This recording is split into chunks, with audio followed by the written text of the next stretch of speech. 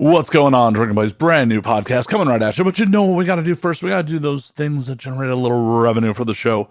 First and foremost, we are brought to you by the Patreon at patreon.com/MattSlayer. Did you know you could support this show for as little as $3 a month? Less than the cost of a beer. In addition to getting ad-free audio, the video version's a week early and uncensored. I've been adding some additional content, some bonus behind-the-scenes stuff to the Patreon, so come support the show. Throw down a little extra money. Help pave the liquor bill. You know how important that is. Once again, that is at patreon.com/MattSlayer. We are also brought to you this week by the merch store at anwd.net/merch. Or if you're listening to this on YouTube, you could go to the YouTube channel and the store is right there. Been rolling out with some new designs. I've been rocking one of my own hats on recent episodes. If you're feeling that, pick up some merch today. Once again at anwd.net/merch. Last, but certainly not least, the easiest way to support this podcast is twofold. Go to the YouTube channel at youtube.com/nowwedrink and subscribe. Costs you nothing but a couple seconds of your time.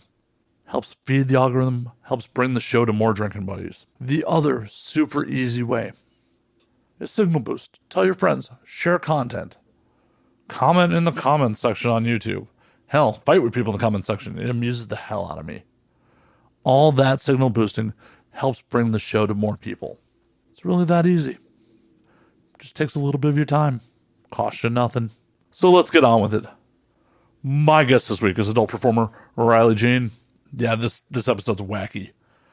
I almost felt like we need to put a trigger warning on this one because it gets dark. It gets dark at times. I mean, it's all in good fun. We're joking. But it gets dark. And there are maybe some subjects that may bother some people, but it gets dark. It was definitely a fun episode. Like, the 2 hours flew by. Riley was absolutely great. So let's get on with it. Sit back, relax, pop a cold one, and enjoy, Drinking Buddies. When aliens come to take over, they look at us like we're out of our minds now. We're gonna galactic makeover, and now we're thinking that they just might be right. I cannot wait for this whole world to end. I'm gonna break out the bottle with my friends. I think they'll tell the best stories when we're gone. And now we drink. Look at you out here being a real person. I know. That was a good conversation, though. No, it wasn't. We're Topic. going to get right into it. So before we got on air, we started the podcast before we started recording everything. And it's just like 30 seconds in, I'm like, oh, this is something we probably should be talking about on air. So silly me, I hit the buttons. And here we are, folks. We're here. We're here. So what we were talking about is just how, unfortunately, Zoom podcasts can be a little dehumanizing at times. Yes. Yeah. And like that was one of the questions that I was asked was like, do you feel like the connection with like talking to people on OnlyFans, do you feel like that's like humanizing? And I'm like, to an extent, like I have some people like, and I hate the word fans. I hate it. It makes me cringe because I'm like, no. You want to call it only viewers? I just call them like supporters or like people who like my content. I don't know. The word fans just feels uncomfy to me. Oh, no, I'm actually right there with you. I referred my listeners as drinking buddies. Yeah. Like if it's like, because I have plenty of people like on my OnlyFans who just linger and just sort of watch. But the people who actually talk, like I always remember their usernames and like sometimes even their birthdays if they've told me. Like I always remember the human parts about them because they talk to me like I'm a person. So of course I'm going to talk to them like they're a person. You're a lot better than me. I don't even remember the birthdays of the people I know in real life. Like if it doesn't pop up on Facebook, I'm probably going to forget your birthday. See, I'm like that too. So that's why it's so weird is I like wouldn't remember my mother's birthday if it wasn't my mom's birthday, Christmas Eve, Christmas. I'm like terrible with remembering the shit that I need to remember. But then the stuff that like, I don't, it's just, it's up there forever. So for $3 whole, you can remember. That's actually a good investment. I'm going to spend $3 and get birthday wishes every year. Yes, you I could. don't even have an OnlyFans account. I'm going to sign up and spend the $3 just to get the birthday wishes. Just to get the happy. I do definitely, because like I'm the only person who runs my OnlyFans. I'm like, because I have a very specific way that I type and I talk, and I just know at this point if I was to hire like chatters or anything like that, people would know. And even if I have times where like I fall off, and I definitely do, because I get very overwhelmed. Oh, look at you having a real life. I know, real feelings and things, all that happening. Like when I was saying earlier in the podcast I did earlier, I was shocked that I was even able to get my OnlyFans back up when I got out of rehab. Because I genuinely thought, I was like, oh, I've scared everybody away. Because not only did I like say I was going into rehab, but like I took them all off of TikTok now and everything. But like if you were following the month up until, oh, my whole bender was just like there for everybody to see. Tell me about this bender. It was really, really bad. So I had gotten out of a relationship with somebody, and I had problems with a particular substance for years. But this particular breakup was nasty. Like, I'm gonna hurt myself. I'm gonna hurt you. I like was scared all the time, and it just like it pushed me into like jumping from different Airbnbs to like so this person wouldn't know where I was. Like it was crazy. It was crazy. Holy shit. Like being fucking effectively homeless, that's fucked. Yeah. So what had happened was my one of my family members ended up putting me in an Airbnb for 3 weeks, and that was just kind of to tide me over until I could get back to Michigan to go into detox. But what I did instead with that 3 weeks was go on the biggest bender I've ever been on. Like to the point where I'm like surprised I can like sit here and coherently talk to people. But I just like when I got out of rehab and I like looked at everything I had posted, I was like, oh no, like this is horrifying. And none of it was like super bad, but it was definitely like, okay, people don't need to see all that. So misdemeanors, not felonies. Yeah. Well, so I like during that time I got banned from a motel in South Florida, which is a very hard thing to do. I left I don't know if I could say this, little nitrous darts all over a motel room. And when they went to clean it, I had gone back to, recheck in, and they were like, oh no, you can't come here. We looked up what those were. You are gonna hurt yourself. And I was like, dude, there are like needles outside, like mind your business. But whatever. I didn't realize you could inject nitrous. No, so there you can't. Okay. I've definitely never done any injecting of anything. My thing has always been like pills or powders, which is now it's nothing. It's just weed, which is California sober. Yeah, which is an interesting way of like being sober because I haven't like really been sober in so long that now it's like I have feelings again. Oh, gross. That's what I said. Like gross. I'll find myself because my thing was like anti-anxiety medication had me by the throat, and so like I went a solid 3 years without really feeling much of anything, just kind of like going about my day-to-day life. Like nobody could tell that I was on anything, but I definitely was, and like just kind of doing whatever and not feeling shit. And now that sounds amazing. It does, until it wrecks your whole goddamn life. And yeah, now I'm like, oh my god, I have feelings and I can cry and I hate it. Oh. I gotta be strong, can't relapse. Gotta have feelings. Oh, I have like so many songs that like I go to and I listen to if I'm ever like really like, oh, I don't want to feel anything, because music is like such a big thing for me. I have like lyrics tattooed all over my body. I have Everybody's Everything tattooed on my side, which is a Lil Peep reference, and he died from a Xanax fentanyl overdose. In his bunk right after a show, right? Before a show. Okay. Before a show. So Xanax was my thing, and I kind of got it for a few different reasons. I like the concept of everybody's everything in the job that I do. I think it's a little bit funny. But the full quote that the line is actually from, having it on my side is kind of like this constant reminder of like the dangers that come with that substance and to just try and stay away from it. Like, do my best to not do it. Same reason I have like copacetic tattooed on my neck. It's the name of an album, but it also just means everything is okay. Yeah. So it's like I kind of have like little reminders plastered everywhere on my body to not be depressed. It's a good move. Yeah, I mean, I feel like at some point I might end up just looking like a textbook. I think there's worse things in this world to look like. Honestly, the world probably needs more textbooks. Probably. People need more literacy. It's fine.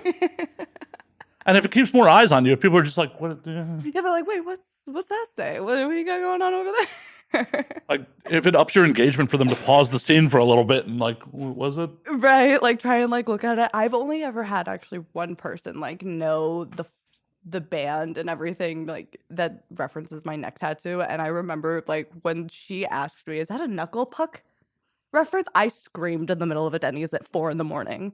As one does. Like, it's just such a random word to know what it's associated with. Like, I was so taken aback. I was like, I will like marry you right now. Like, in the middle of the store, I will have sex with you. Like, I do not care. I am so in love with you right now. So when's the date? Well, she ended up being kind of crazy. Well, of course. But- Of course. So was the sex good at least? I never had sex with her. You didn't even bang her? Oh, no. Wait, you find out she's crazy that fast? You're like, I'm gonna, never mind. So it was, we met at this like foot fetish party, and I was actually friends with her, the girl who she was like really close with. So it was kind of like I met her through a different girl, and then that other girl and I fell out, and she just went balls to the wall crazy. Like they both. So I was like, I'm not touching this. I don't want anything to do with this. Well, it's probably good you didn't put a ring on it then. Probably. I don't know. You could be good for the memoirs, Something to talk about. right? When you come do podcasts, like, so my crazy ex. Yeah, well, I have plenty. I could go for hours about crazy exes. Do you just have bad taste or? So no, because like I think my current boyfriend is just the sweetest. He's so supportive of like what I do, and he doesn't try and control me in any way. Whereas like my past boyfriends definitely have. He's very accepting of what I do, all parts of what I do, because I do a lot of like fetish stuff that would definitely put most people or a lot of people off, and he's just kind of like, yeah, not my thing, but like I'm not going to make that all just about who you are. So he's great. That's awesome. Yeah, he's super. Like, because that's such a fucking rarity in this biz. Oh my god, yeah. Yeah, my first boyfriend in the business had a goddamn wife. But I'm like, I'm gonna just chalk it up to being like 22 and stupid. I mean, we were all there. Of everything that's happened since I've been in porn, that should be like the most traumatic thing, like that relationship. Just everything that happened in it, like there was a lot. But I just look back on all of it and I'm like, I think some of this is like the funniest shit. Like I would tell my therapist some of it, and he would be like, you should just make a stand-up bit about this. Well, and that's the thing. There's a fine line between comedy and tragedy. Well, so my favorite, one of my favorite quotes is a quote from Daniel Sloss. He's a comedian, and he says that all comedy is tragedy plus time. So you take a really traumatic event, you give it enough time, and it's going to inevitably be funny. And that holds true for just about anything. If you look at the people who make, not that this is a good thing to make jokes about, but the people who will make jokes about 9/11, or the people who make jokes about any horrific thing that has happened. Like, if they give it enough time, I feel like it's almost like a human need to find humor in like tragedy. I agree. Well, and also the intent behind it. Like if Yeah. I'm making Oh, a yeah, joke, yeah, yeah. be like making a joke at the expense of 9/11 survivors versus making a joke about 9/11. That's a big distinction. That is, yes, I'm glad you said that. That is a big thing. Intent is huge. Like because I'm definitely somebody where I don't really have much of a brain to mouth filter. I have horrible ADHD. You'll fit right in here. And yeah, like it doesn't exist. If I think it, I'm probably gonna say it, or I'm gonna sit there like looking fucking constipated until I say it, trying to hold it back. So I've gotten myself in trouble before where I'm like, oh wait, no, let me clarify. Like the intent behind that was not to be mean. I promise. It's just like everything I say and do is to make myself laugh. I'm right there with you. You're nicer than I am because I won't clarify. If you can't figure it out on your own, I don't need the point to fucking explain it to you. So I'll clarify it if it's somebody I care about and I've hurt their feelings with a joke, which has definitely happened. Like, more than once for sure. I've made some jokes that have hurt people's feelings that I care about, and I'm like, look, like, I make most of my jokes at the expense of myself. Like, so really, it's nothing personal at all. I just go off the assumption if they know me well enough, they know I don't mean shit by it. That's also kind of one thing that I had hoped some like people would kind of get to realize about me, but no, not too many. Like, well, then they're seeing themselves out. Like at that point, you can filter yourself out of my life because this isn't gonna stop. Right? Like, I'm gonna continue to say these things because I find them fucking funny. And honestly, like, if you don't, then our humor doesn't line up, and that's probably not gonna be a good friendship or whatever anyway. This is gonna end poorly at some point. Yeah. I had a recent podcast guest on who said, oh, I got pregnant really young and like my family didn't want me to abort it. And the baby daddy said he'd kill himself if I aborted it. I'm like, oh, you almost got the high score. Like, without missing a beat.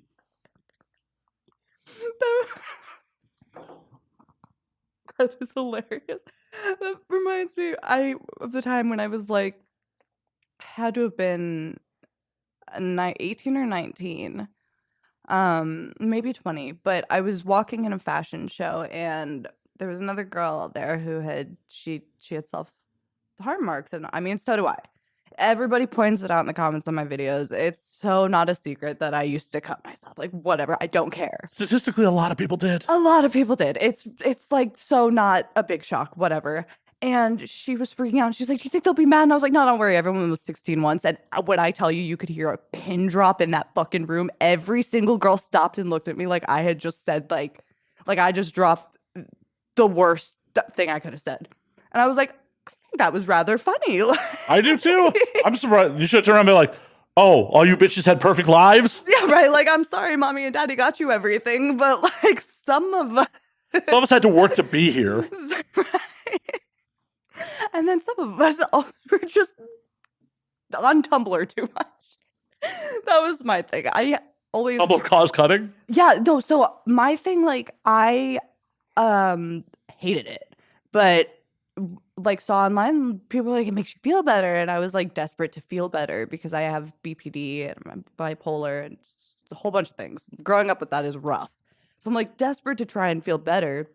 And so I'm like, yeah, I'll do that. And it's just like every single time I'd be like, this is so stupid because now I have to like wear long sleeves and it's summer and I have to like explain. Like, I would rather just be a bitch and like be one of those who are like insecure and like mean than deal with this. And obviously I grew out of that, but I was definitely like a little chihuahua in high school.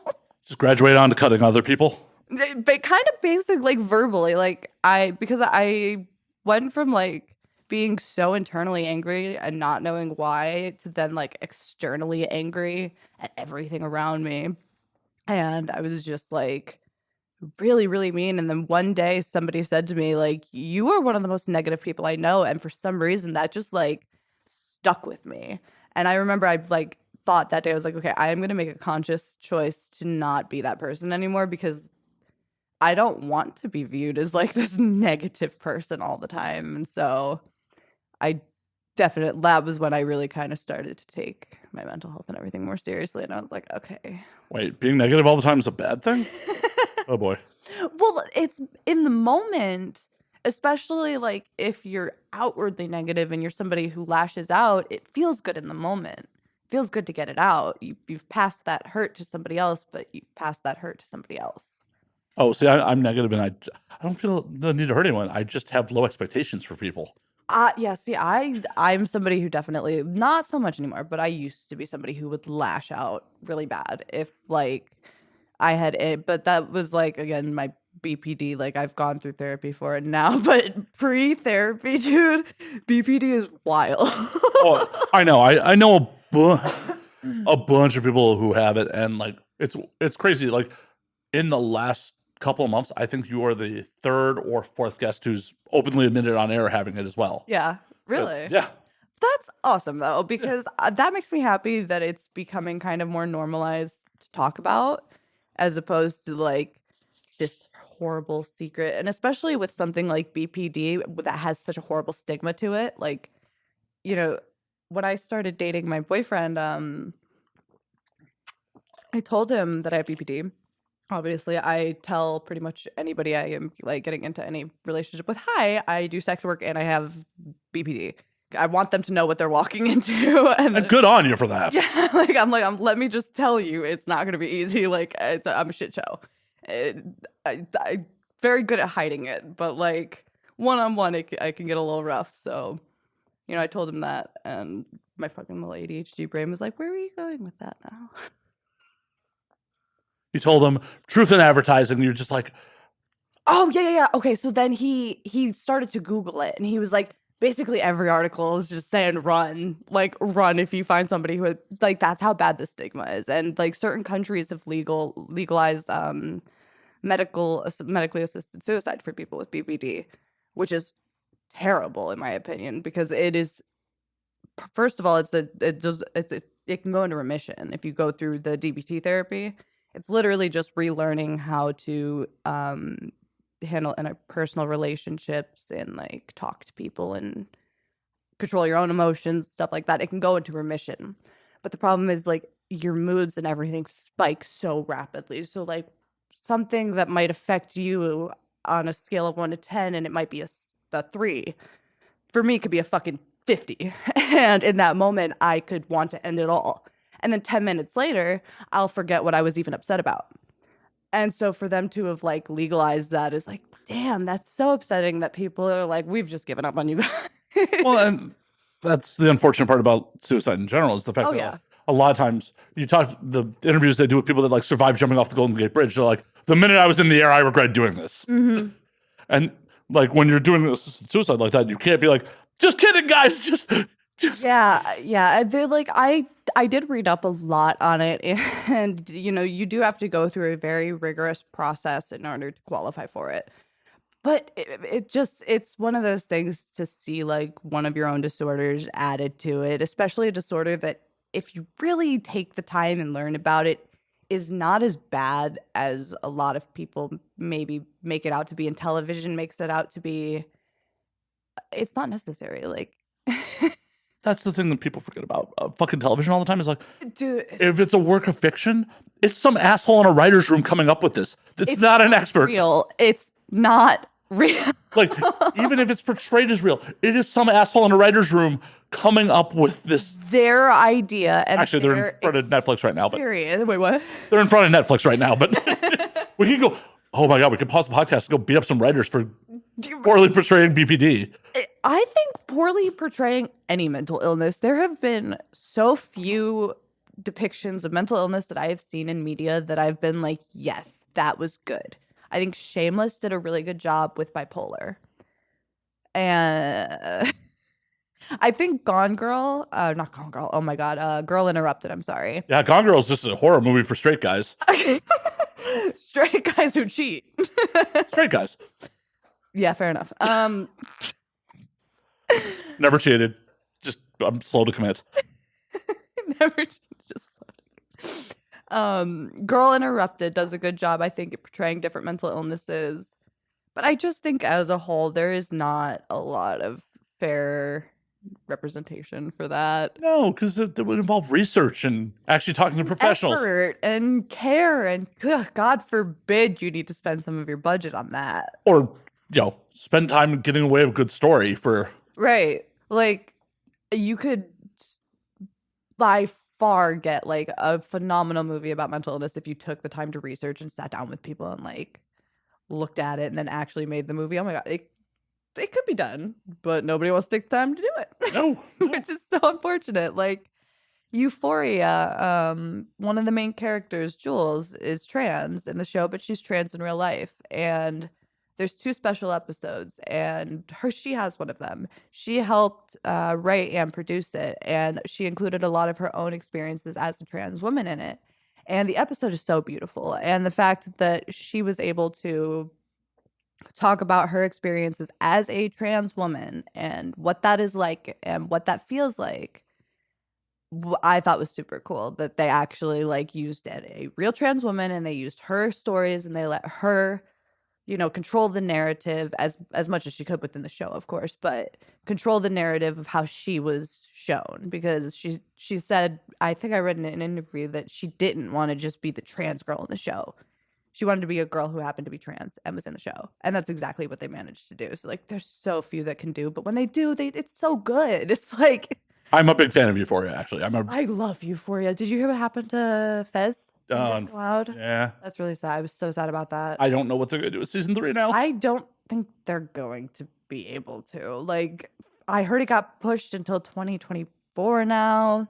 The girl who plays Maddie is already in her 30s. Like, she started that show in her 30s. I know, and lying about her age, too. Wait, she lied about her age? Oh, yeah. She misrepresented her age when she first got cast. This is one of the things I've read. I did not know this is allegedly, please don't sue me. Please don't sue me. But allegedly, she misrepresented her age to be like, oh, she's in closer in age to everyone else. Oh. Like, Sydney Sweeney is like 24, 25 at this point, too. Yeah. But, yeah, she misrepresented that she was around the same age as everyone else on the cast. Oh, fuck. Yeah, no, she's like mid-30s, I think. Looking good. She doesn't look it. No. No. Like, I look at her, I'm like, dude, you look younger than me, and I'm playing 25. Like, I'm playing young. Just how? And she looks young enough that Leo would still holler at her. It is witchcraft. I don't understand. Good genes, good docs, who knows? Right. I love all your little shot glasses. Those are from South Africa. From South Africa? What brought you there? Drinking and shenanigans? Why not? Honestly, sure.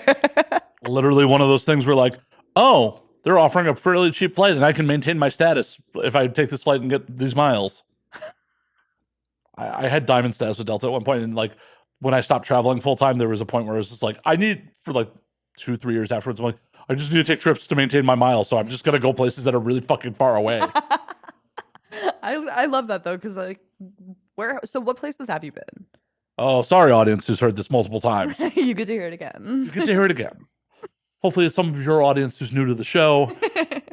I have been to Mexico, Cuba, Colombia, Spain, France, the UK, Finland, Germany, the Netherlands, Japan, Australia.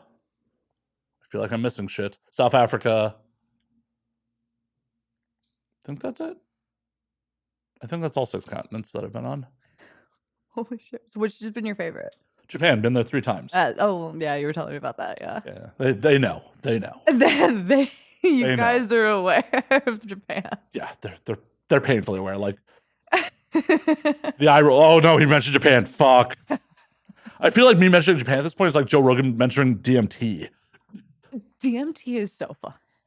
I've never actually done it. I did it on New Year's. That was kind of, I brought in 2023 and probably like the best way I could have. And anybody who knows me has like heard the story, but I feel like that might be a little too dark to like. Oh no, I want to hear this. Okay. You can't tempt me with this story's too dark, Matt. I'm trouble. I have to try it because there's certain the internet. Points, there's certain points of it I'm going to leave out because like there's other parties involved. Basically, I started the night by taking I had some stuff going on. Was this all during the bender period? Yes, okay. And I took probably 20 bars, and passed out. So 1 bar is an average dose for someone, right? A half a bar would be like an average dose. A bar is 2 milligrams, and I just took like a handful. And so that's 40 for those who can't do math at home. It was a lot. I was very worked up about something that was coming, and I was found kind of like foaming a little bit at the mouth, and I did some coke and I balanced myself out, fell back to sleep, woke up, did DMT, and then had this big revelation. I was like, I need to like fix shit. And that was actually kind of when I started to like lighten up on the drugs I was using and kind of look forward to rehab a little bit more. Oh, I thought you meant fix shit like build a shed. I'm so disappointed now. I can't build anything. So Yeah, but cocaine gives you that confidence that you can. Oh, see, yeah, it does. Yeah, when I was stripping, that was like kind of my go-to was like I would just go in the bathroom, get drunk, and then I would go in the bathroom and I would do coke, and then you mix those two, and it turns into a whole different compound in your brain, and it's like And if there's science behind that? yes, there is. So it's called cocaethylene, I believe. When you mix alcohol and cocaine, it becomes a different drug in your brain, and it is a lot more dangerous. But that's why some people will say like, "Oh, I only prefer to either drink when I'm on coke or do coke when I drink." It's because it's creating a whole different compound in your head than if you were to do them one on their own. I feel like this should be followed by the more you know, fucking. So my thing was what I was using was if I was going to, I was going to be smart about it to the as much as I could. And by that I mean I was going to constantly test everything and I was going to be as educated about what I was mixing and how I was mixing it and like the dangers it had. I was practicing a lot of harm reduction throughout this entire process because I was a very high functioning addict. And yeah, so that was how I learned. Well, according to Dr. Drew, you're not an addict till it ruins your life. Well, it just about did. Well, yeah, but you weren't an addict till that point. That is I would love to have a conversation with him about that and be like, the first time I actually ever did a interview with Captain Jack was the first time I had ever gone through my first ever withdrawal. Ooh. Yeah, so my first time ever on a podcast and my first ever interview in porn, I was violently sick and I did not know why. I had no idea it had anything to do with the drugs at that point. And then I took one and I felt better and I was like, oh, fuck. God damn it. Like, shit. Yeah, and like since then, I'd gone through so many more. But I remember my first Captain Jack. I don't even think I told him that because I did another one with him fairly recently, and I wanted to tell him like, that first interview I did with you, I don't remember. And I was like, I will go back through and read it, and I'm like, oh my god, you sound so cringy. Shut up. Like, it's okay. It happens to the best of us. Don't feel bad. There have definitely been episodes of this podcast where I don't remember if I've saved them or not by the next day. Like sometimes, me and the guest really fucking tear it out. And it's like, oh, fuck. Did I save that episode? Fuck. Whew. It happens. I have Crush and Sprite. You have fancy Mexican Sprite. I do. So, okay. Because your publicist said Crush, you said Sprite, so I just went both. Both is always good. I mean, you said you have ADHD, so I'm sure like having the multiple drinks is like kind of a staple. I feel like for anybody with ADHD, like I always have like a water, a juice, a soda, and then like an Ensure or some type of like protein. I generally only drink like three things: it's just water, energy drink, alcohol. Water, energy, alcohol. Yeah. So start the day with energy. If I'm still dragging, more energy. Water in between, then alcohol. Dude, I wish I could do energy drinks. They just give me like heart palpitations and. Oh, I just ignore my body. Oh, you just ignore it. It's fine. It's like the Fonz with the jukebox. Hit it a little bit, it'll play. Dude, I can't because my heart, like, I already have a heart condition and my heart already goes way too fucking fast. So if I start to mix like energy drinks and stuff on top of that, it's always like in like 210, my heart will hit and then I'm like, oh, I'm gonna die. This is it. But you haven't yet, so no. But there have definitely been moments where I've had to go to the hospital because I've just been like sitting there having a conversation like this, and out of nowhere my heart will spike up to like 180, 190. So I have to go to the hospital for it. And in those moments I sure do wish because like your whole body kind of clamps up, and then I get like what I call like crabby claws because I just like can't move. So like my whole body is like stuck like this. And they're trying to do the EKG and they're like, you need to unfold yourself. I'm like, I fucking can't. The electrical impulses in my brain are not allowing this. They're not.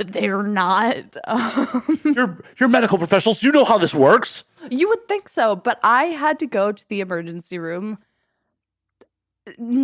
well over 30 times before they actually like diagnosed me with my heart condition. And they weren't like, oh no, it's not just anxiety. You're not just a hysterical, 25, 24 to whatever, however old you were. Like, well, obviously you didn't have anxiety. You had 40 milligrams. So you know what? That I actually wasn't using at that point because I had like this was I was like this actually it was because of having to go to the hospital so many times that I picked the benzos back up because I got off of them for a little while.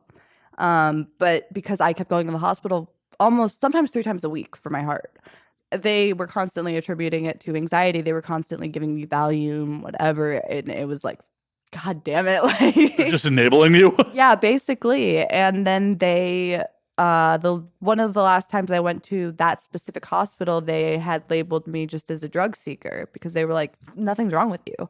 And I went in and I screenshot every single one of my EKGs. The next hospital I went to, they ended up admitting me because I have long QT syndrome, which can cause cardiac arrest at any moment. And please don't die in here. I won't, don't worry. You don't know that. It could happen at any time. I'm on beta blockers. Everything. It's okay. Oh, so you're not just, California sober. You're on beta blockers too. You're on drugs. You're just on. I'm on drugs to keep my heart doing what it's supposed to do. But yeah, no, the doctor was like, it's not just because, there was one point where they had given me 10 milligrams of IV Valium, which should calm anybody down.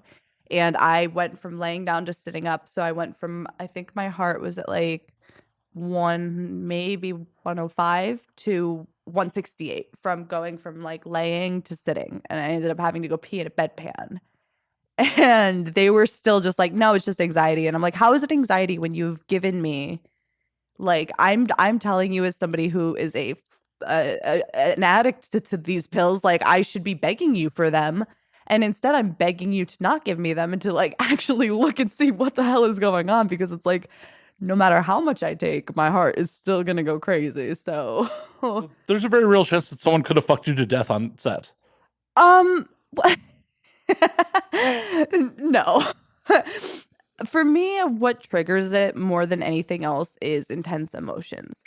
So none of that was sex. Actually, no. I know. I'm really good at dissociating. Or like, I also don't like, unless it is like specifically for work, I'm the laziest person in bed because I don't want to get my heart rate up there. Cause like, I did have to go to the hospital one time because a guy was giving me head and my heart started going too fast. So do you give that disclaimer to new partners too? Like, I mean, BPD, sex worker, lazy in the sack. Well, here's the thing. I make up for it in other ways. What, are you an expert baker? I'm like, I don't get on top, but like, I give great head. Very enthusiastic about it. But it won't raise her heartbeat. Nope. That like, it's for me, it's really more like emotional things, and it's a lot of times things like sudden changes, anything that like would kind of give you whiplash or like blindside you, that will really get it going for me. And then I'm like, okay, I have to like remove myself from the situation and like sit down for an hour so I don't give myself a fucking heart attack or something. Like, oh, so I should keep the clowns behind the curtain, right? If I was scared of clowns. No, and comes like all of them, I'm like, oh fuck, I was lying. God damn it. Oh, I forgot to mention they're all juggalos. Okay. No, I'm not trying to kill you during the podcast. During the podcast, just so we're all clear, he made sure to specify during the podcast. So if you don't see me after this, you know why. Her Lyft driver. Oh, no, you're the one who said during the podcast. In my apartment, that's paperwork. Like, I haven't lost a guest yet. That's why I have Narcan in the fridge. Oh, I always keep Narcan. I have like all the time. Have you ever had to actually Narcan someone before? No, thankfully. Dude, it is the worst. And like if you ever have to Narcan somebody, you want to get it up in their nose as like comfortably as get it up there, but don't fucking hurt them. Push it. Don't do the second one. Wait to see if they come to. If they don't, do the second one, and then get the fuck out of bounds because they're gonna projectile vomit everywhere. Oh shit! Maybe I will let people die. No, but like the first time I had to do it, I did not know that the projectile vomiting would happen because what the Narcan does is it stops the opiate from working. So it essentially, to my understanding, will send them straight into withdrawal. And the Narcan only lasts for so long, so then they can go back into overdose. It's just a whole thing. Like as soon as you Narcan someone, you gotta call 911. So the question is, can you boof it? Can you just do it through the brown hole? Would it work more effectively that way? I have no idea. Just efficiency. If you ever get the chance to find that out, though, I hope not. I honestly hope not. Because knowing my luck, I'll flip them over, I'll stick it up their ass, I'll Narcan them, and then they'll choke on their own vomit. no, because they'll be on their stomach, so that it won't. If they're on, They'll pool. back, you hold their heads up or something. It sounds like a lot of effort. A lot of effort. And that's why you put them in their nose, not their butt. I actually just both heard the term boofing not 2 nights ago. I was scrolling Reddit and I was on a subreddit for former benzo addicts, and somebody was talking about how they used to boof the pills, and I was like, what the fuck is that? Like, what? So I Googled it, and then I was like, what? Why are they putting it up their butt? Because it's absorbed. It does. No, pretty much everybody was like, you're like, no, this is like, it's as ineffective as people who are like, I'm going to snort a bar. No, you're not. Why? Like, From my understanding, assholes are hungry. I think I just get so frustrated with people who like use substances and then have no idea what the fuck they're doing, because I'm like, you're gonna fucking hurt yourself. Don't do that. Like, Yeah. be smart about what you're doing. Most people don't care. Why? But it's so upsetting to me because it's like, you should. But why? Because you'll get one life as far as we know, and Right. So get wild. Don't get too wild though. Don't get too wild. I got too wild once and I got frostbite in my entire mouth. Okay, how did this happen? Nitrous. I bought a tank of nitrous and thought I could use it like, the regular Whippets? Yeah, whippets. But I bought a tank. And Like you're a goddamn dentist? Oh, yeah. I was going through it. Where does one even get a tank of nitrous? Smoke shops. A tank? Uh-huh. Yep. How do they justify buying That's it? like the For balloons? No. So like cook whipped cream. You can make whipped cream with it. Yeah, but a tank, you can... Oh, yeah. No, I one time dropped tanks in front of cops and I was like, I'm baking. They were fine. Like an industrial kitchen? Like the fucking tank? It's a tank is probably about as like, as wide as this bottle and as tall as this bottle. Oh, okay. I'm thinking like I think you're thinking... You're like a helium fucking, No. Like fucking need a dolly to fucking... I just had a vision of you like wheeling this out of a smoke shop like, nothing to see here. No. So they're about the size, maybe a little bit bigger than like that. And you're touching the Malort. Wait, what is Malort? I've heard Malort is disgusting. It is. God damn it. I kind of want to, because like my roommate was saying it was really bad. I was like, if I ever got the chance to try that, I feel like I have to. I don't want to be responsible for your relapse, but it has been an ongoing bit recently for me to get... Oh, my problem was never booze. I'm just a bad drunk and I turned red because I'm Japanese. My problem was Xanax and ketamine. Well, it has been an ongoing bit as of late, because that bottle was purchased by Megan Mistakes, because I'm a native Chicagoan. Okay. And she thought my boyfriend is too. Oh, it'd be weird if we know the same people, because Chicago's a weird, small drinking town. But she bought that because she's like, oh, you're from Chicago. It's hilarious. And so it's been a bit as of late. Oh, it's horrible. Oh my God, It's horrible. no, It's horrible. that smells like a hate crime. It is. It's a hate crime in your mouth. I'm gonna try it. No, not now, because Oh. it's BTS for the Patreon for people doing shots of Malort. Oh. Can't give that away for free. Okay. Whoa. Just give it away like full-on penetrative sex on your OnlyFans for free? What are you doing? That's the equivalent here. My OnlyFans is just such a bizarre place. I swear. I am like so open with people on there. And I'm also like, because it's like me running the account. And I told myself when I started porn, I was not going to change my personality. I was just going to be myself. And if people liked it, they liked it. If they didn't, they didn't. Whatever. I got bullied out of high school. I'm used to not being liked. It is what it is. Like, that's fine. Where's I going with that? Well, you brought yourself to porn and you weren't going to change. Oh, yeah. I didn't like want to. I had a point to it. It's gone. That my ADHD was like, there it is. There it happens. goes. It happens to the best of us. Post work. Don't do drugs. That's actually probably why it goes so fast. The gears of frying my fucking brain. Oh my God, no, I was telling you the story of the frostbite of my mouth. Yes, and I got sidetracked with you having a giant. I got sidetracked with it, and then the Malort. Okay. These things happen on this show. It's okay. So typically what people will do is you could buy a whipped cream, like a at home, what they have at Starbucks, how they dispense whipped cream. You could buy those, and if you don't put the heavy cream, you just get the nitrous to whip it.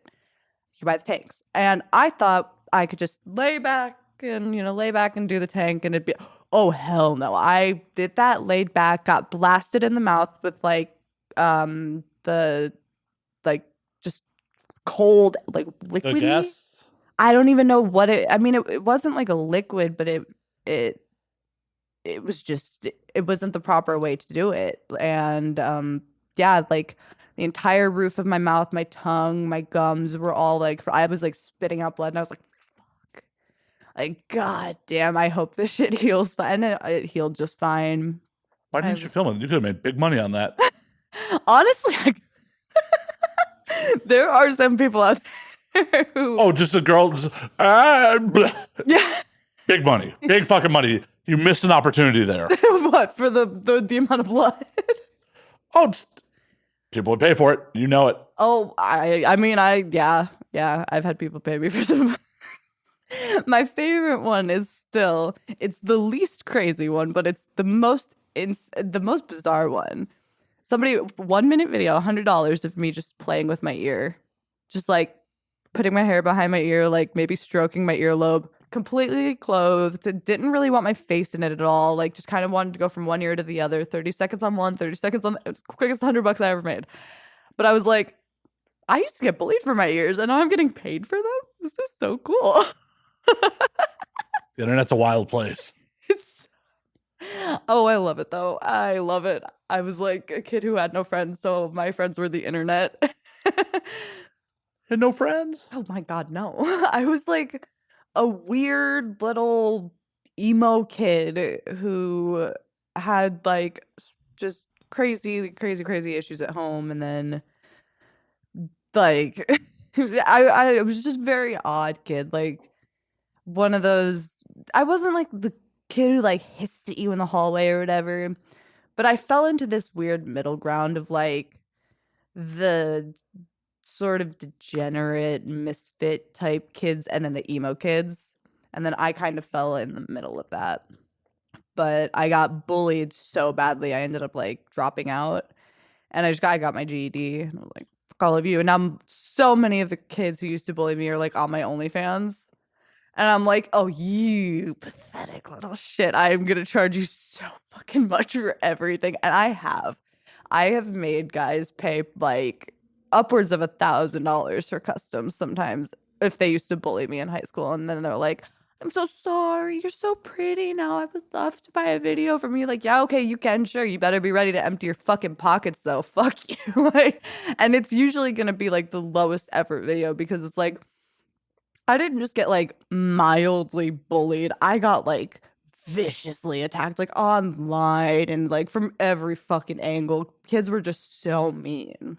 Because this was like before it was frowned upon to bully. Cyberbully people. And Yeah, like this was when cyberbullying kind of started. So people were online telling me to kill myself left and right. Like, you can't do that now. If you say kill yourself to somebody online now, all hell's gonna break loose and you're the bad guy. oh shit. But like, I gotta go delete a post real quick. Fuck.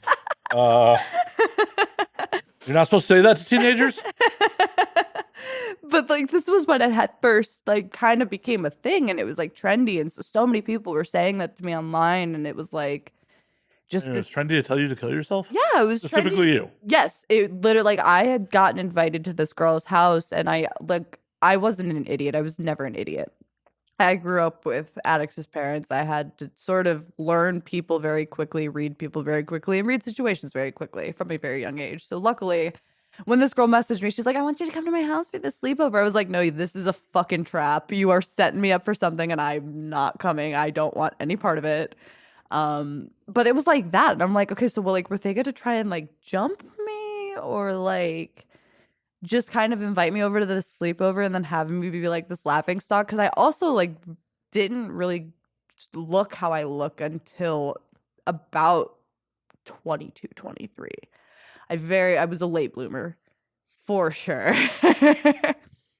Wow, because that kind of shit is like someone who has never experienced violence in their life. Because no one's gonna be like, please come into my home so I can do something horrible. Who's never experienced like actual violence? Because anyone who's experienced any sort of violence in their life would be like, yeah, I'm not gonna. That's chaotic. That was kind of my thing. I was like, I have experienced violence and like I've experienced all of that. I grew up around that. So when I have these girls who are horrible to me in school suddenly kissing my ass and telling me to come over to this random location, sorry, but no. Like I don't try that on somebody else. Like, but it won't be me. Like I'm not gonna get jumped. I'm sorry. I'm small. And like I said, in high school, I was a chihuahua. I tried to be as like loud and like vicious as possible because I didn't want anybody to try and fight me because I couldn't fight. Like the only person I've ever been in a fight with is my mother. Did you win? Oh yeah. But that was like That's all that matters. You won. that was like a very unfortunate. Her and I are good now, but like it was very unfortunate. Well, she knows her place. You won. I did. I got a really bad boxer's fracture. Again, Oh. something I'm proud of. Well, yeah, you did throw a good punch. You got a boxer's fracture. I was a 15-year-old with BPD and like unmedicated and just in a bad environment. Not something I'm proud of at all. I mean, if she had better head movement, you wouldn't have hurt your hand. Well, okay, so what had happened was like I didn't even know I was gonna swing at her. Her boyfriend was screaming at me to go kill myself. Blah blah blah blah blah. What the fuck? Yeah, it's been a journey. My mom and I's relationship. I adore her now. I like we get along great now. I hope she's not still with that dude. Oh, she's not. He's in prison, and his son is actually subscribed to my OnlyFans.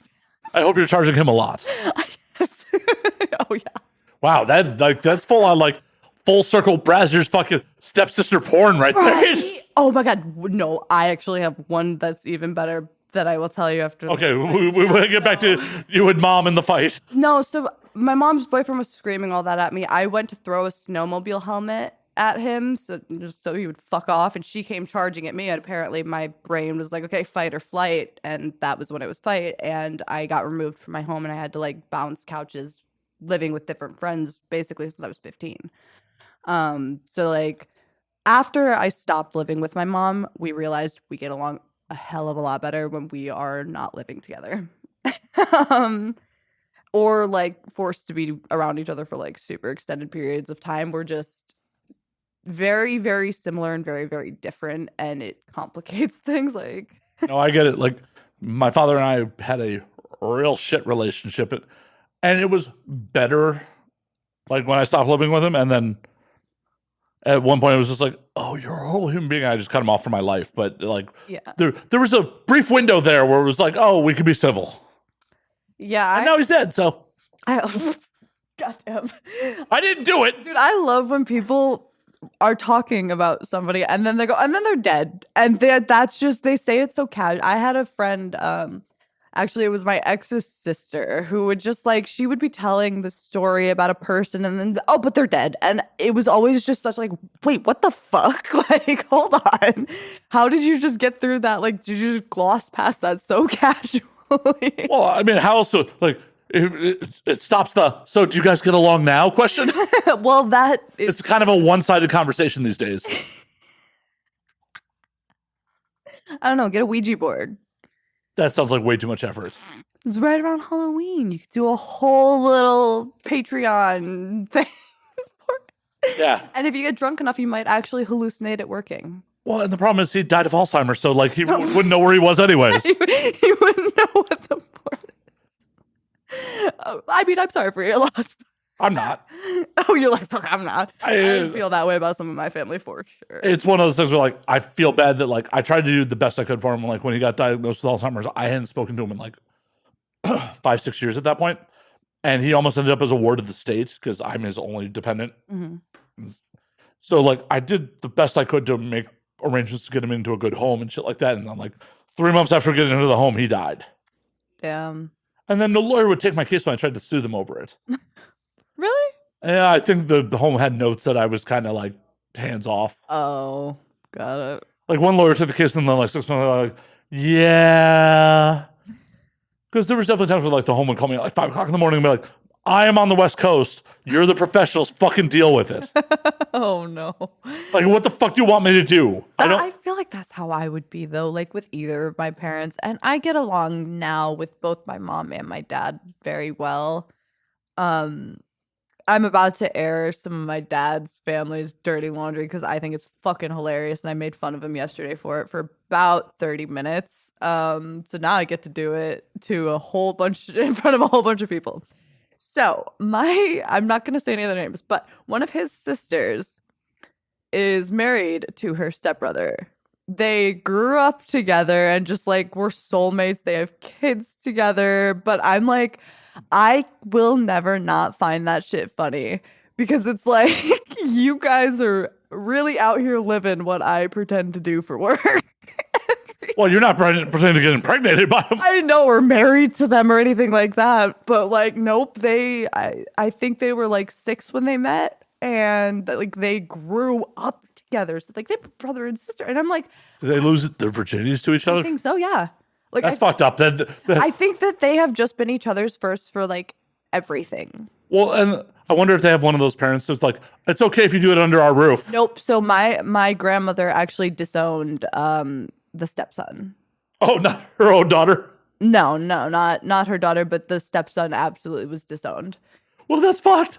Like, my flesh and blood, it's okay. But the weird one I brought in. You have to keep in mind, like,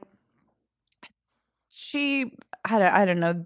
There's something about like maybe the culture in Japan, like family is different over there. So maybe that's why she didn't cut off her actual daughter, but her stepson, she was like, fuck you, I could give 2 fucks less.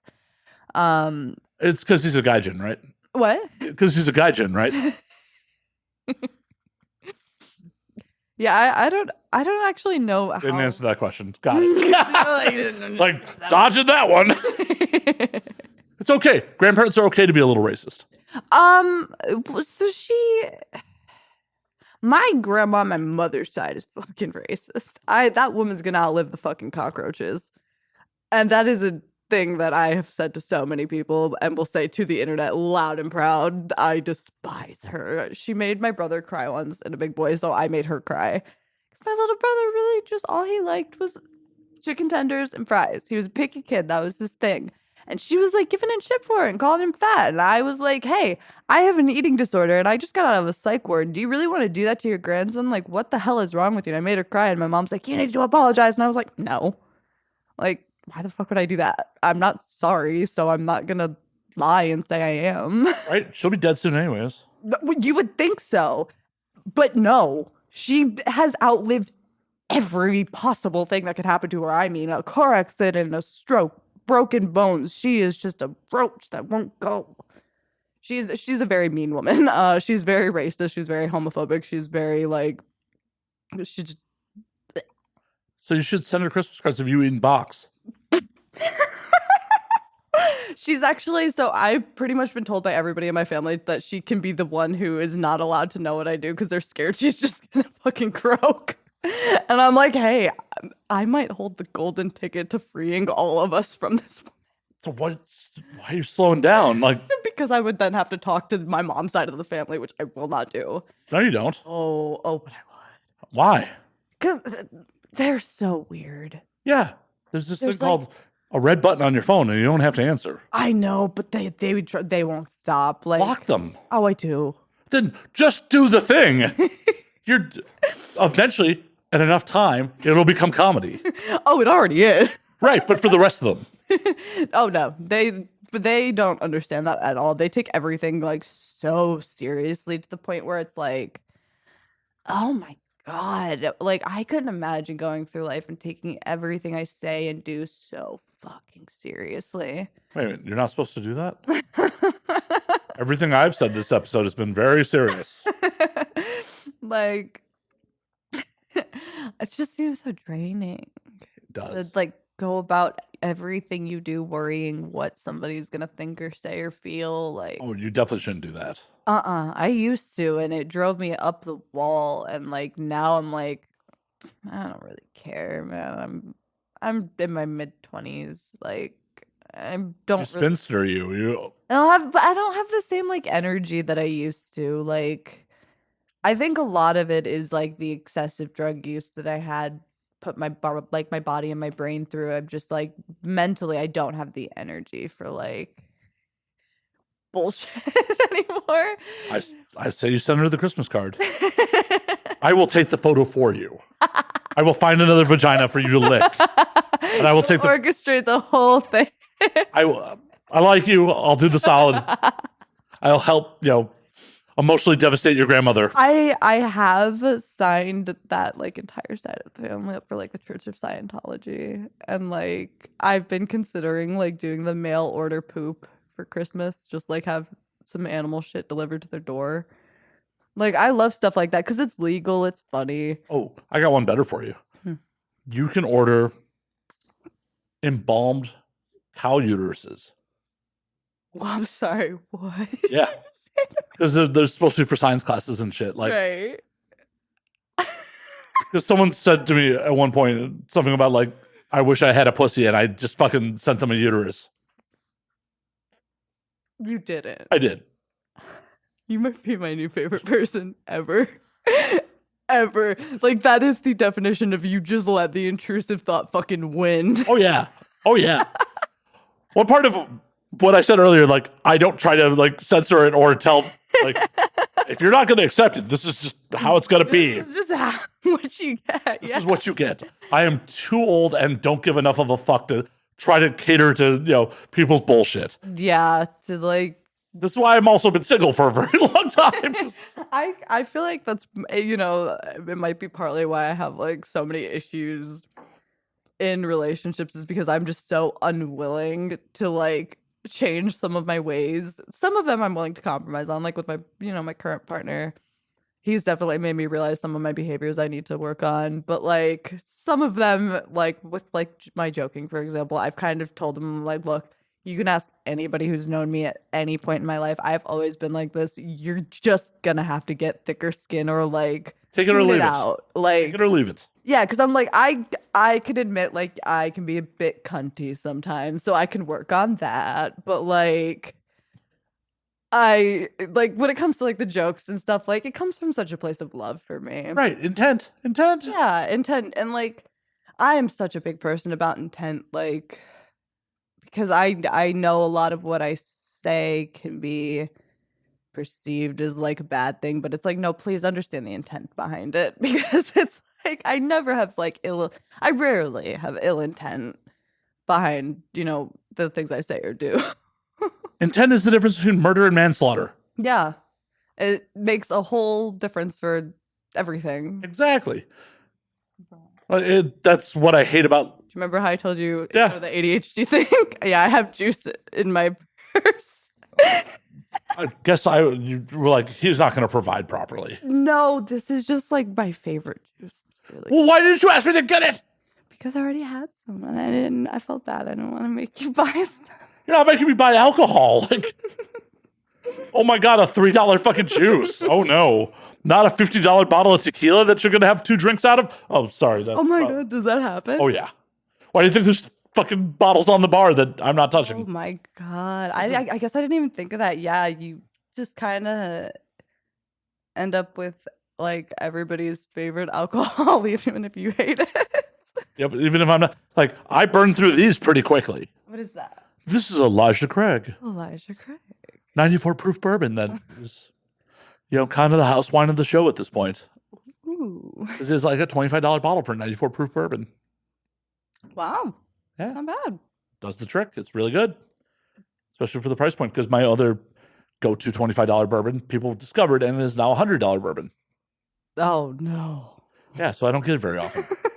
Now it's like a special treat. Yeah. Or I go to some other state where they don't know what they have, and I fucking steal everything they fucking have. I was in Texas like 2 years ago, and it's W.L. Weller's Special Reserve, which for bourbon snobs is the same mash and barrels of Pappy Van Winkle. It's basically rejected Pappy. Okay. It's from the same distillery. It's like, this didn't make the cut to become Pappy, so we're going to bottle it as W.L. Weller. Okay. And it used to be a $25 bottle because people didn't know any fucking better. Now, if you gray market it in LA, it's a fucking $100 plus for a fucking fifth. And I was in Texas. God. I was in Austin, walked into some random liquor store. I saw that they had like a marking on the shelf for it. I'm like, do you have any? And they're like, let me check in the back. I'm like, they came out with a handle. I'm like, so how much is the handle? They're like, 44. I'm like, You're like, I'm fucking taking that. Right, Give look, that to me right now. They put my fucking luggage overweight, so it ended up being like an $80 bottle, but still. Honestly, worth it. I mean, like, if you got that much of it. Yeah. Like, I almost broke that woman's hand. You're like 44, fucking fine. Take it fast enough. That's funny. Would have broke the fucking sound barrier how fast that came into my hands. That's hilarious. I've always kind of chuckled, especially I think from my time in rehab, it cracks me up that liquor is legal because of just some of the stories I've heard in rehab of like former alcoholics. And I'm like, dude, how the fuck can you I can't believe you could just buy this stuff off the shelves. And it's like, what I'm in here for, you have to jump through hurdles to get. And it's ironically the same medication that helps people get off of alcohol. So it's the weirdest thing that it's so accessible. History. It's because we have a long storied history with alcohol. If benzos existed 500 years ago, 1,000 years ago, if ancient man could have made benzos, they'd probably be very socially acceptable. They got rid. I think benzos were created to get rid of barbiturates, if I'm remembering correctly. That's why benzos were invented. I was reading something the other night. Google this. Yeah, I believe that they were the replacement for barbiturates, and now they're trying to come up with a replacement for them because doctors are starting to see the long-term effects that they have on people and the impact that it has on your body, and it's not good at all. We almost lost.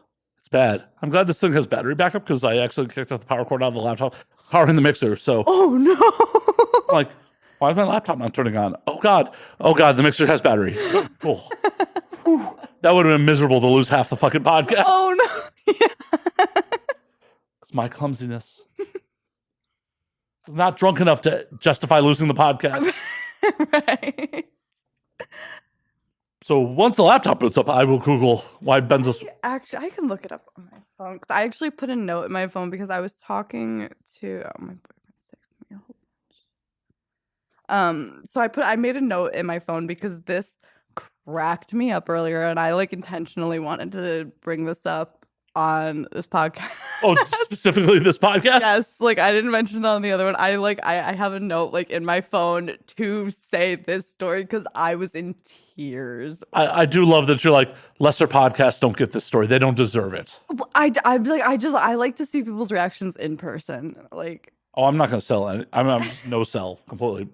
Oh, you will though once you hear this. So this woman was having a conversation. I don't know if I'm going to get this as spot on as my roommate did when he told me, but it was essentially a woman having a conversation with, I believe, Stephen Hawking.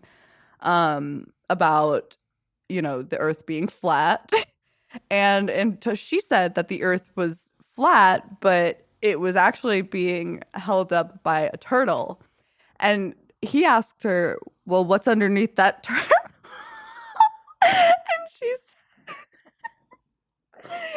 something like, oh, you clever young boy, it's turtles all the way down. Down to what? But when he first said it, he said that she said, nice try, it's turtles all the way down. And I just like fell to the floor and I was like crying, laughing over this. Like to say to Stephen Hawking, to defend your flat earth, you're like, nice try, you're clever, but it's turtles all the way down. To where? More turtles. It's just turtles all the way. It broke me. I was laughing so hard. I had to like redo my makeup. I was crying. But also, turtles have to breathe oxygen. Not these turtles. These are intergalactic turtles, apparently. They have to breathe oxygen. Like, they can't exist in the vacuum.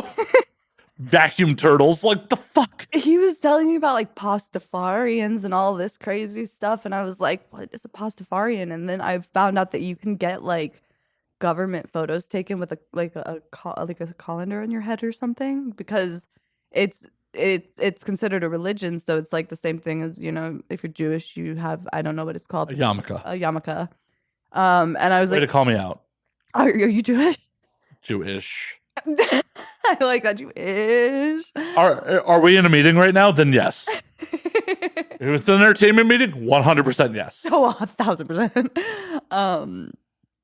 But yeah, you can wear like a dish strainer on your head in government pictures because it's a recognized religion. This guy's open letter was a joke. Like, he was kind of making a mockery of religion. And it just cracks me up. And I was like, I am due to get my driver's license redone. It took so much for me to not come here in a Baby Yoda onesie. Why didn't you? Because I just got my nipples pierced and this one started bleeding. So there was like a big blood mark on it. I was like, okay, I can't wear the Baby Yoda onesie now. I mean, you could have. I mean, I could have, but then I would have had to explain to the Uber driver why I have just... No, you don't. You're paying them for a service, not explanations. True. This is true. Like, bro, do you want 5 stars or not? Shut the fuck up and drive. Stop asking questions you don't want answers to. I love quiet Uber drivers. They're my favorite. I love when they don't talk. I don't know why. I'm just like, when I'm in an Uber, I'm like, I want to listen to my music. It's like the only alone time I ever really have. So I like to just... You definitely could have worn the onesie. Like, there is no dress code for this show. Oh, if I ever come back, I'm going to wear the onesie. Have you not decided if you're coming back or not? Oh, I would. Then when I come back, I will absolutely be... Oh, I didn't say I was going to let you come back. Oh, well, you don't have a choice, unfortunately. Oh, shit. You do know where I live. I do. Fuck. Fuck. I have BPD, so by the media standards, I'm nuts enough to do that. Sometime in like the next couple months, it's like, oh, we're recording tonight. Like, yeah, I'm just gonna text you and be like, hey, I'm on my way. We're doing a podcast. Oh, I love that you're gonna text me. Like, you're gonna give me forewarning so I can leave. Oh, of course, I'll give you a heads up, and then I'll just run the whole show. Who's gonna edit it? Me. I love how I'm gonna come back from the bar one night and you're just gonna be sitting here doing a podcast. Like, you're gonna be like, how the hell did you even get into your pick locks? My dad taught me things when I was a kid. I'm just gonna be like, the best part is there's gonna be someone else sitting in the guest seat. Like, you're gonna be like in the middle of doing another one, and I'm like, hey, I'm back. You can't get rid of me. See, part of me kind of wishes that I'd gotten you pre-rehab for an episode. You don't. I promise. Well, I say you don't because it's like, now I can hold it's essentially like talking to me now, except I would forget what I was trying to say every 5 seconds instead of every 45 seconds. It's okay. I'm making it through. Like, yeah, and I was also just so arrogant and like, oh, I've never dealt with that before. Oh my God, but I think it's an ugly quality, and like, oh, it is, but I've dealt with it before. I was so arrogant and I was so like just focused on me. Like nothing else mattered because I didn't fucking have feelings. I was taking enough Xanax to Oh put no, out. I definitely would have liked to have like done the A/B comparison. Well, you could definitely kind of see it in my Captain Jack interviews. Between my first and my second one. My second one, I was still using, but not nearly as much, and I was much more coherent. It would be very interesting to do a third one with him and to be like, hey, this time I'm actually like 100% sober. Like, Oh, that'd be horrible if like you get halfway through like this is boring as fuck. I need drugs to get through this. I'm sorry, Captain Jack. I'm not sorry. also, I love Captain Jack. We've made plans to like meet up and get lunch so many times, and it's just like never worked out because We don't love him that much then. no, I just get sick all the fucking time. Like Of Captain Jack? Wow. Wow. you're trying to get me in trouble. Succeeding. It's not hard to do. I can tell that. I can tell. I can fucking tell. Yeah, It's like fucking, T-ball over here. It's just, I'm like, let me try and smoke. you're like, I need weed now. Like, I cannot be sober for this any fucking longer. Holy shit. What did my publicist sign me up for? Like, he said it'd be in person and be fun, and like, goddamn, he was trying to torpedo my career with the rest of the industry. But what's amazing is like nothing I've said so far is anything I haven't said before, and I have Well, now I'm angry. super strong opinions about porn and like my experience in porn. Like, I am absolutely one of those people who will like say to the death, I think you should be 21 before you can get into porn. I think 18 is too young. Way too fucking young. I disagree with it. I actually will not work with anybody who is like younger than 20 because it's gross to me. You are still a child. You are not developed enough. Like if I were to have gotten into porn at 18 years old, I would be dead right now. For sure. I would have fallen into so many traps. You're so naive that young. I hate to break to you. You are dead. This is hell. Well, then you know what? Maybe hell isn't that bad. Yes. That is the stamp of approval we're looking for on this show. This isn't that bad. Not that bad. Not looking for this was fun or this is something I want to do. Not that bad. No, this is super fun. But yeah, like I think you should be, if you can't buy a vape, if you can't, But that's recent. That's recent. You can still vote for the fucking president. which I don't think you should be able to do. I don't think you should be able to join the military at 18. I don't think you should be able. Whoa, if we don't have 18-year-olds joining the military, nobody's joining the military. But I'm saying like you should be at least 21.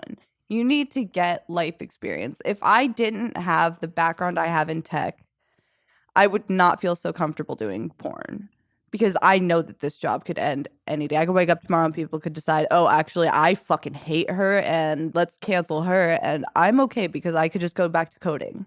So happy to help with that experience. Yeah, with the fucking bombing of my career. Yeah. It wasn't the drugs that did it. It's actually sober me. That's the problem. Sober you on and now we drink. Sober me surrounded by booze is really, it's testing the rehab I went to. Oh, just like what you said, sober, and just I'll put it out there. So you here to ruin careers. It's no, anything I've said here, I'm very vocal about like my opinions with. On one hand, you're right. People who have never held a fucking job probably shouldn't be doing porn. It's just, to me, like porn, I've met very few girls who actually took the time to really think about what they were doing before they got into porn. I got into porn impulsively. A lot of people I know got into porn impulsively and accidentally. I could think of one girl. Blake Blossom is the only girl I know of who really came into this industry with a fucking plan and executed it, and she's fucking killing it. And I'm so proud of her. I remember when I met Blake and she had like 60,000 followers and now she's got almost 1 million, and I'm like, I'm so proud of her. Blake's been on the show twice. I love Blake. She's amazing. She is amazing. I just saw her the other day for the first time in like 3 years, and we were like, I'm so excited to see each other. I need to follow up with her because after she did the last show, I'm like, you and your partner should come do the show together since he's a performer, and like, Yeah. We could get a time capsule of your loving fucking relationship. Right. Oh, I would. Miss Blake, having had relationships in the industry in the past, I'm going to advise against that because you will look back on it if you ever break up and be really, really sad. It's a time capsule of your love, but it's also a permanent reminder. And you'll hurt your own feelings. Well, thanks for torpedoing that. Hey, we're torpedoing everything. Your career, my ideas for show pitches. No, I think that actually could be a good idea, though. Like, I think if it's more business focused, it definitely could be a very fun, cool podcast. You never know where this show. You never know where it's going. You never know the direct. This show so far has gone a million different directions that I wasn't expecting. So, what were you expecting coming in here? I don't really know what. I kind of came in with like no expectations. Like I was sitting in the lift listening to music and I was like, I wonder which way this is going to go because it's going to pretty much go like wherever my little ADHD brain takes me, I feel like. And like right now I'm like, I don't know if you've noticed, but I keep looking back at this and I'm like, I can fit that in my throat. And I'm like, you wouldn't be the first or last person to put that in your mouth. Please don't. You're like, please don't do it. But I'm like, I know it. Plenty of people have. That's why I know which mic is my mic and which mic is the guest mic. Has it been cleaned? No. Then I will not be doing Good. Which should surprise just about every single one of my fans that I'm saying no to doing that. I mean, everyone who's ever put that in their mouth had a clean test as far as I know. Oh, I have a very fresh, clean test. But no. Good. Like, I don't want to jeopardize my equipment. I'll fight the urge. And you're right. I'll respect your equipment. Thank you. You're welcome. I appreciate that. But because everyone else didn't consensually put it in. It's always been unconsensual. No one's like, hey, Matt, can I put your mic in my mouth? It was just, we're just like right. That looks very phallic. Like, I'm looking at it. It's more for like, because I just posted on Twitter today. I think I was like, when I hit 30K, I'm gonna light my pussy on fire. Part of me was like, we don't know each other yet, but I was willing to help with that. So I actually had a friend text me right after because I was like, I didn't really want it to be a guy. Like I know I saw the preferences. That's just like a personal preference for me. I had a really, really, really bad experience with somebody who abused a lot of women in the industry, and I defended him for a little bit too long. Why were you defending Ron Jeremy? Why would you do that? It was because my experiences with this person were very, very, very different from everybody else's. And it wasn't until, some time had passed that I realized, going back looking through the footage, I didn't remember shooting a lot of that stuff or thinking about how he, off camera, we were sleeping together and he was choking me. I had a seizure and he was continuing to do what he was doing. And when I came back, he was like, you just had a little seizure. Don't worry, it's fine. I was cool with that, but like in hindsight, that could put somebody into years worth of therapy. And like we didn't have a conversation about it beforehand or anything, and it was a very complicated thing. And he ended up texting me out of the blue one night, 3 a.m. And this was the same day he had been tweeting like, "I'm never coming back to the industry. I'm done. Like I just want to say like I'm sorry." And he's texting me, "I'm coming back."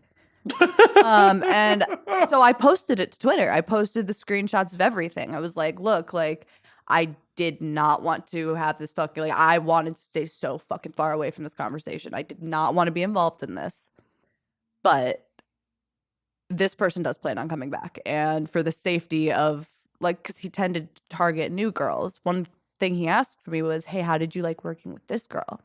This girl had done 2 shoots at this point. She'd barely been in the industry for a week. And I told her I told him that it was terrible. I hated it. And he was like, oh, maybe I'll have my girlfriend reach out to her. And I'm like, okay, so your girlfriend's now going to be recruiting these girls. So I just I let it all out. Like within 6 hours after the conversation happened, I had posted it. It went viral. And he started like posting stuff to my boyfriend. He's like, hey, hit me up. I got something like to show you that you want to see. And like he was like sending me anonymous messages on like this anonymous message app, just talking a bunch of shit. I was like, dude, you don't fucking scare me. Like, I know guys like you. I know the tough guy act. and it's so not intimidating. It's nothing. Like if you get off and your thing is attacking women and intimidating women, you are a fucking pussy. And I am so not scared of you. I will take you the fuck down and I will laugh while doing it. And I did when I made those posts about him. And I don't think he had like expected me to be the one to do it, because him and I were good friends. You know, I definitely was on his side for a long time, until some of the accounts that had come out, I was like, he's actually said those same things to me, or like, I recognize that, I recognize this. And so I was like, if I could be that tricked after being in the industry for this long, I just don't want to work with straight men for a while. That's why I said women only in that tweet. But I had a friend text me and she vouched for this guy really well, and she's going to be there when we do it. Oh, I wouldn't do it safely. I was just lighter fluid and like a camera. So apparently it's like bubbles. They're flammable bubbles that they put on you, any part of your body, and you light them on fire. And I asked, I was like, is it gonna like burn? Because like, do I have to worry about burn marks or anything? And he's like, no, it's nothing like that. So I'm like, hell yeah, let's fucking do it. I think you're making a right choice versus me, because I was just gonna use Bacardi 151 and You're just gonna dump some booze on there, throw a match, and call it a day. well, yeah.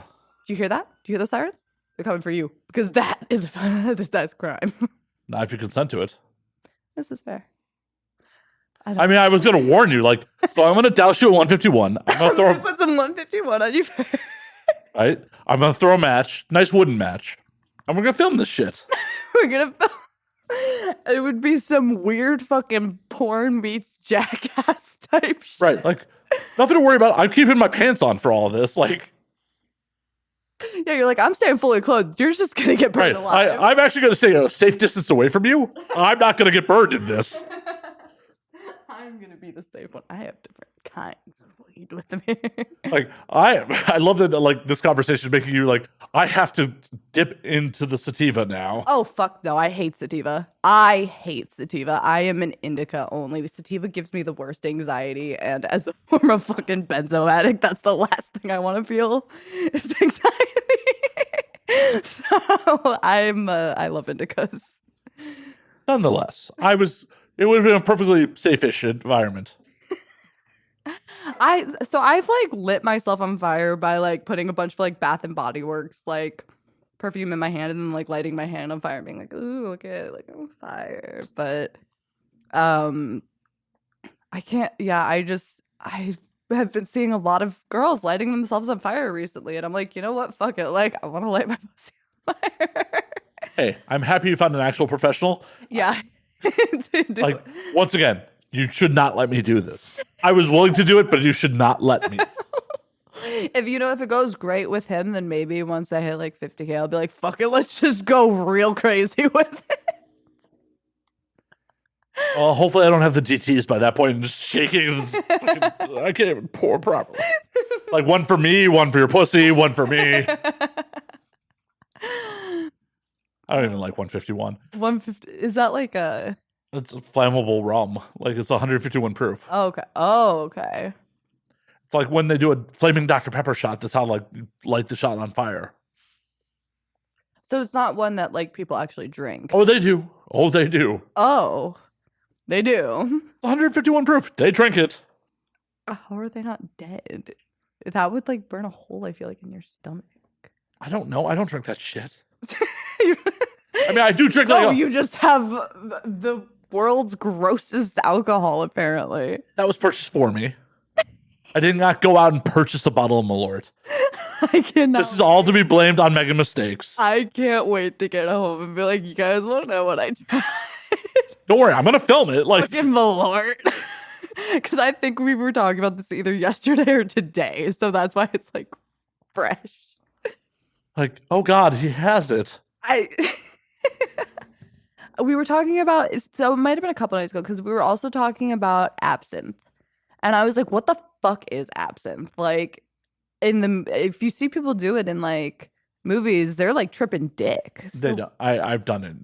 No. that's what my roommate also said. He was like, he's done it, and he said that he thinks the whole process of how like you're supposed to drink it, like the ritual of drinking it, is annoying and tedious. And kind of a placebo, because like you build up like, oh, I gotta drain this over a sugar cube, and like there's special fucking spoons for it. Yeah, that's what he was telling me. He was saying that there was like a whole bunch of special stuff for it, and it tastes like shit. Yeah, it has wormwood in it. Okay, that's what he said. It has wormwood, so you would have to drink a shit ton of that to trip. Yeah. Like a lot. It's good marketing. Yeah, they should lie and say it's mugwort. People might believe you would trip. Actually, They've been making it for so long. Like, ye olden people didn't know shit. They knew about mugwort. Mugwort, they knew, was a natural abortive. Fun fact. So, It's like, also a hallucinogenic, and I made mugwort tea once and hallucinated a dog in my apartment. But it was and lost a delightful. baby. Huh? And lost a baby. Oh, same apartment, yeah. Nice. Yeah. Well, you said it's abortive, right? Yeah, well, that baby miscarried. Because of the mugwort. No, because of the stress. Dude, oh my god! Like, I wish I could get someone pregnant. Like, I will get rid of your baby and give you a trip. Like, that's amazing. It was wild. I like fully thought that, but it was delightful because I thought it was a golden retriever. And I was very sad the next day when I woke up and the golden retriever puppy was not there. And then I was very concerned that I had fully hallucinated. Like, I've done acid, I've done shrooms, I've done DMT. I fully hallucinated a dog in my apartment. Were you more upset about the golden retriever puppy than your own miscarriage? Yes, I was sad I wasn't there. The miscarriage thing, like when I was pregnant, I had a brutal pregnancy. I had the type of morning sickness that puts you in the hospital. You just can't stop. It could kill you or the baby. I can't remember what the fuck it's called. It's some really long, complicated name. It obviously killed the baby, not you. But like I couldn't even keep water down. Wow, you are like 2-0 against your family members. Undefeated. I hope someone from my family watches this. Yeah, so they know not to try you.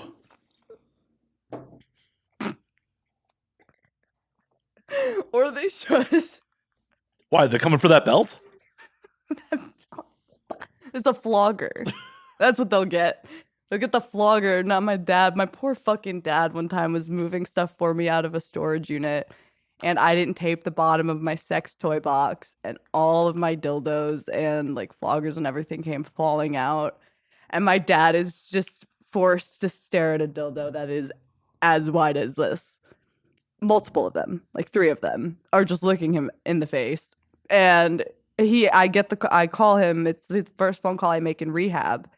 And he was like, "You need to learn what fucking tape is." And I was like, "It's good to talk to you too." And then he explained to me what happened. And then I'm like, "Oh my God, I'm so sorry." Thanks for getting my stuff out of storage and dealing with that. But I'm so sorry you had to see all that. And I guess he like made my stepmom like pick everything up. How fragile is this fucking masculinity? I think it was just like the sheer size of the dildos and like your daughter. You don't want to like picture that and that. Well, okay. Well, he knows he will never be able to pleasure his daughter. It's fine.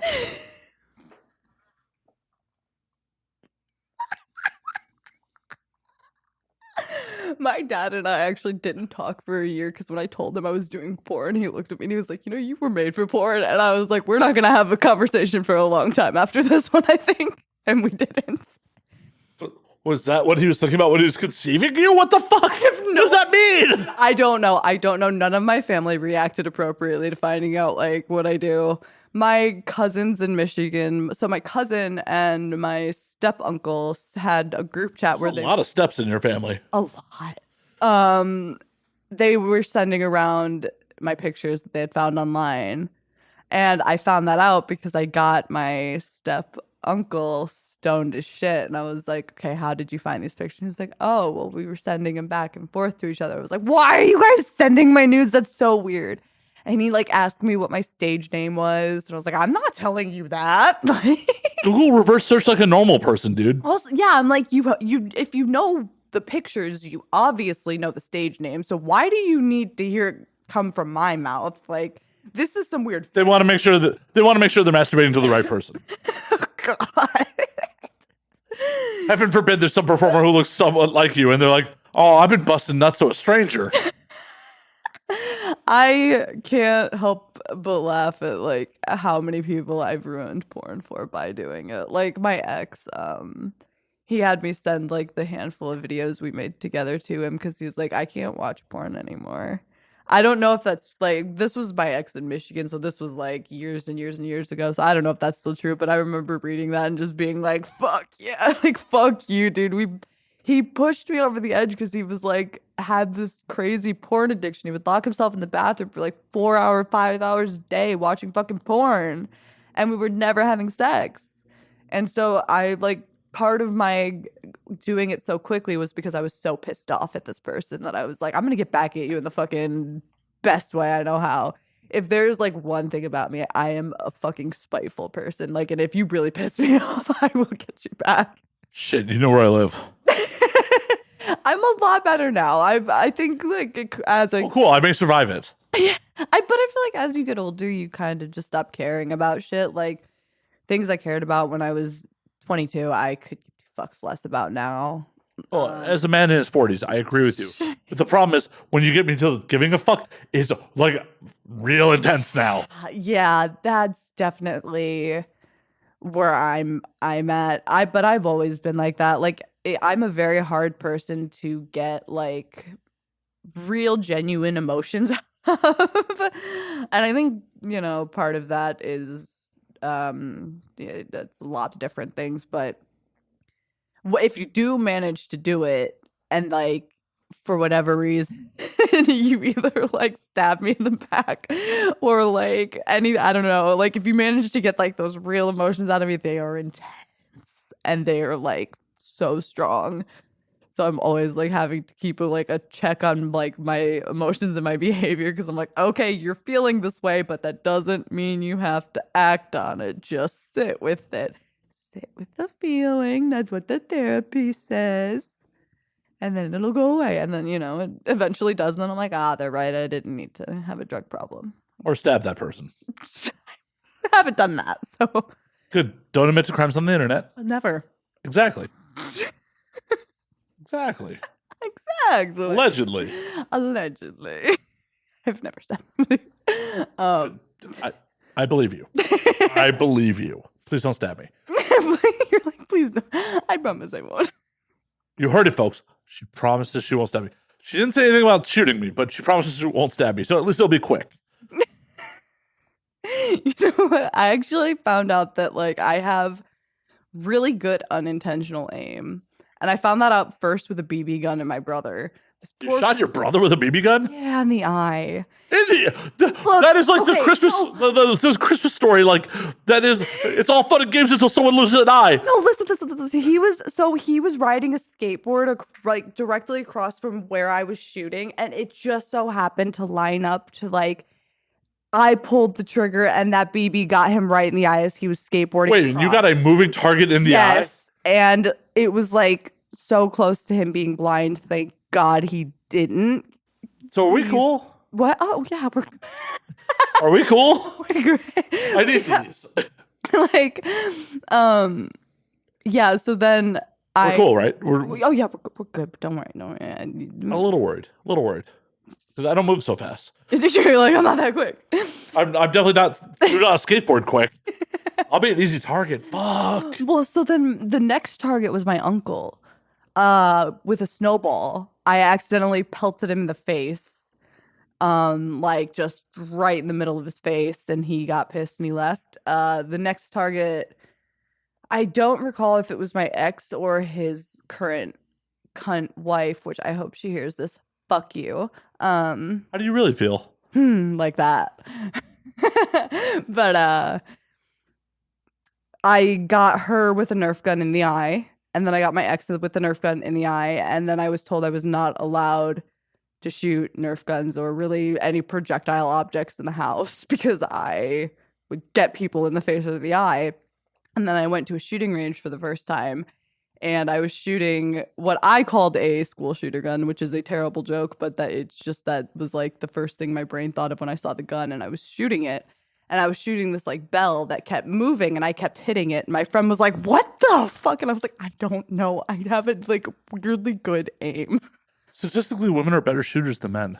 But I have horrible aim with anything else. Like if you ask me to throw something at you, don't. Yeah, but that's like muscles and stuff. I guess, yeah. Like this is 5 to 7 pounds Pull of in a little trigger of little pressure. 5 to 7 pounds of pressure. Yeah. And just I guarantee you that school shooter comment is gonna get some comments. The second it came out of my mouth, I was like, oh, you dumb bitch. I looked at myself in the camera. I was like, don't say that. That could be an inside thought. I haven't done that. I don't know. I mean, if the kids wanted to live, they'd duck and weave. There's a song that details how to get out of those situations. I'm sure the schools came up with it. Like they do active shooter drills these days. I know, that's terrifying. Oh my God. The fact that has to be a thing. It's terrifying that they didn't have those when I was in school. Like if we had an active shooter, I just would have died. You would have been the blueprint for the kids to take. It has to start somewhere. I just would have died. I think I was technically still in high school when Columbine happened. Were you? Yeah. Oh, this is bad. She's burning through all her vapes. Like I have more. These ones were already like almost gone though. yeah, like I wore a trench coat in high school, so like. Oh, did you really? Oh yeah. Oh my God. No, you were I can't think of any, but I went to such a the town I went to high school in was genuinely so small. Like we had bring your tractor to school day and like they would hang the 3 biggest deer in the middle of the town. Like it was such a small fucking town. I don't think we had any.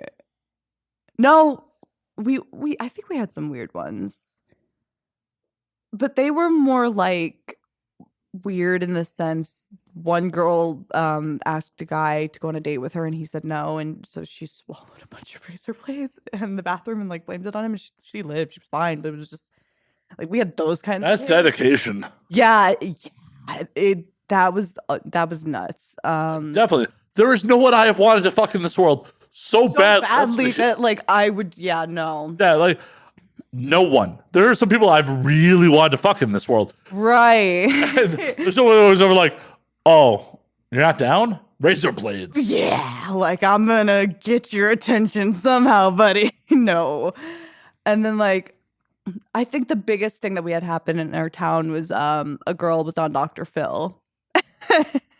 And now she's a successful rapper? Oh. Now I get to do it. She's dead. Your fault? No. The world. She was very sad. She was very sweet. But no, like that. Wait, was did you bully her? No. She was actually very mean to me. Oh, so fuck her. Well, I can't say like she's done. But I mean, she's not gonna hear this. no, but that's true. But Well, and if her family's upset, they shouldn't have raised such a cunt. well, they put her on Dr. Phil, so there was obvious she was nuts. Like this girl got stabbed in the ear with a pencil by another in the ear canal, or yeah, like she went up, like she didn't do the stabbing, she got jabbed in the ear with a pencil by another like girl. lobe or in the hole. In the hole, like in the. Like it's the fucking Death Star. I don't know. Luke Skywalker fucking right down the. There was something in the water in that town that just made everybody like batshit. Yeah, because Michigan is known for its water. Alpena, Michigan. I'll drop the name of that town. I don't even care. That town is weird. You guys are fucking weird. How far from Flint? Far. It's like, I believe it's like 4 or 5 hours. So they're not sharing the same water supply. No. I don't know what y'all are on up there. It's either I think it might be the hanging the deers in the middle of town. I don't know if you're still doing that, but that's putting something in the air. You guys need to fix it. Deer's delicious though. Yeah, well, then eat it. Don't hang it up in the middle of town. I don't need the carcass. I think maybe that's why everyone's going crazy. Like- I actually wrote into PETA about that because I was so bothered by it. How'd that go? They did nothing. Yeah. You would think, but I mean, come on, I sent in pictures and everything. I was like, this is like, eat this up, guys. Yeah, they're a nonprofit trying to raise money.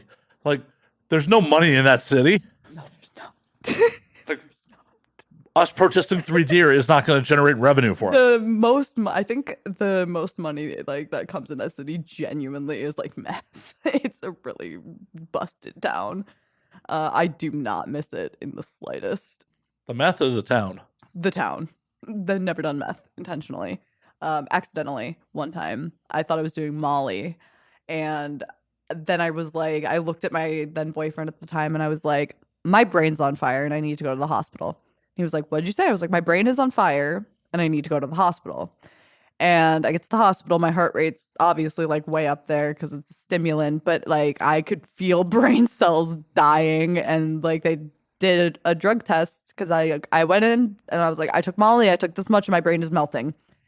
And they were like, oh, okay. So then they rushed me back and like, you know, get me hooked up to IVs and everything. And they do a drug test and they were like, yeah, that was meth. And I was like, fuck. So I've not done Molly since then. And I won't.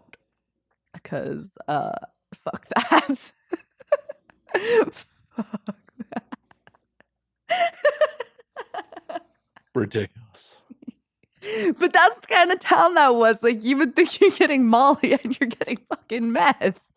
Unreliable rural drug dealers. It's a weird town. It's a weird town. You go into that town and you feel like you're like going into a different like world. Because it's like these small cities have that like energy where like it's such like a tight knit community because it's so small that you feel like you're entering somebody else's home almost. And that's kind of like what it feels like there. In like the most cultish way. Hard pass. Hard Yes, you should. Weird. Anybody watching this from that town is going to be like, this fucking bitch. How dare she talk about our deer? Look, you guys bullied me so badly. You not only ran me out of town, but you ran me into porn. So I have a right. You ran right into dicks. Right into them. You bullied me so badly calling me a whore that I went and became one. She'd still be a virgin to this day if it wasn't for y'all. She'd never even touched a penis. I would never even looked at one. But That's ungodly. It's horrible. I would have saved everything for Jesus. But, you know. He just would have washed your feet. Hmm? Jesus would have just washed your feet. He doesn't put out. Oh, yeah. Well, fuck them. There are no stories of Jesus putting out. There's a lot of stories of Jesus washing horse feet. Wait, really? So I've never actually like read the Bible, but I love when people start to tell me just random stories from it because I'm like, that's seriously fucking in there. I mean, as far as I know, I am not a biblical scholar by any stretch of the imagination. But yeah, Jesus definitely washed a lot of horse feet. That's why? Did he like have a reason for it, or Yeah, I'm like being a good dude. just Original simp. no? He just had a fucking foot fetish.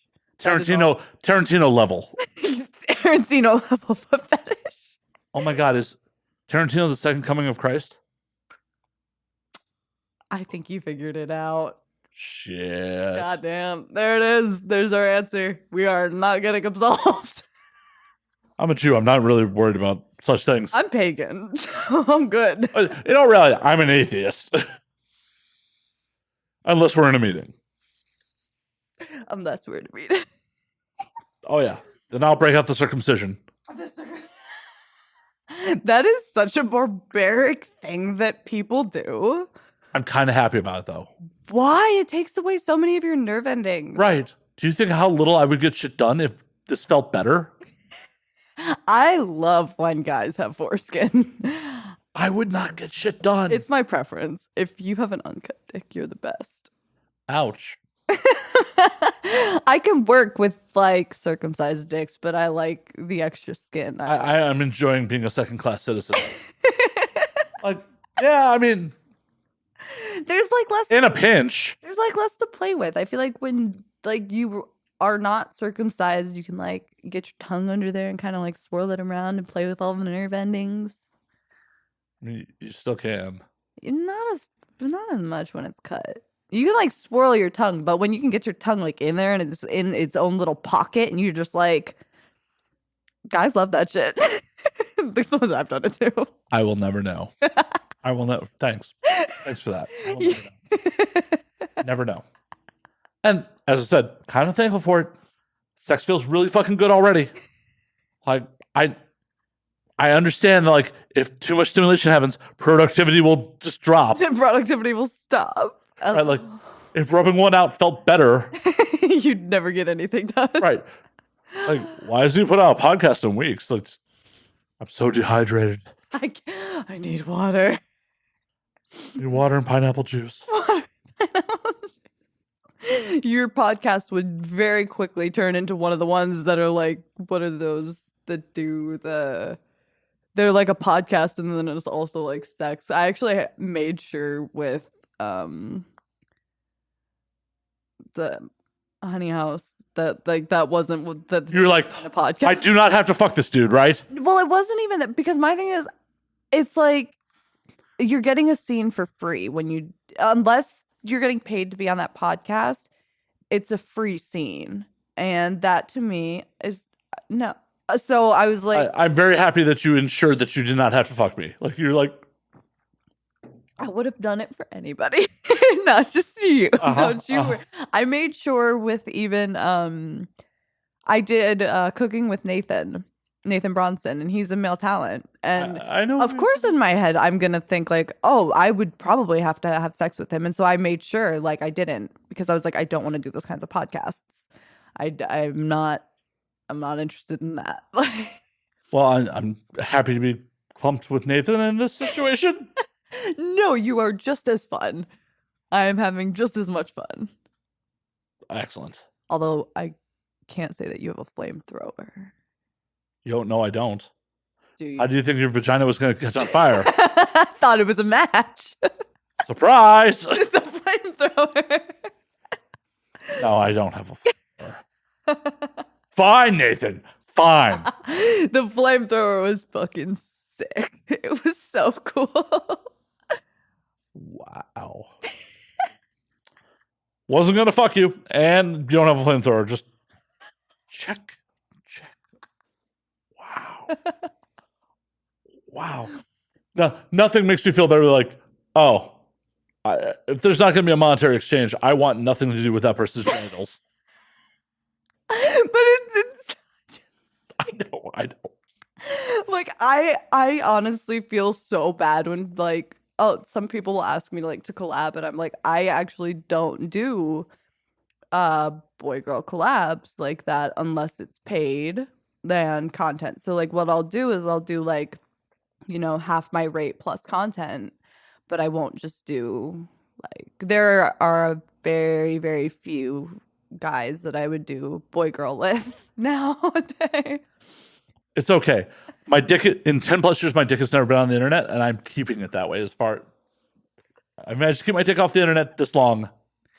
It doesn't feel right to like say yes at this point. So. Right. So I'm rejecting you. I'm rejecting you. Yeah, we'll spin it like that. I got rejected. That's how that.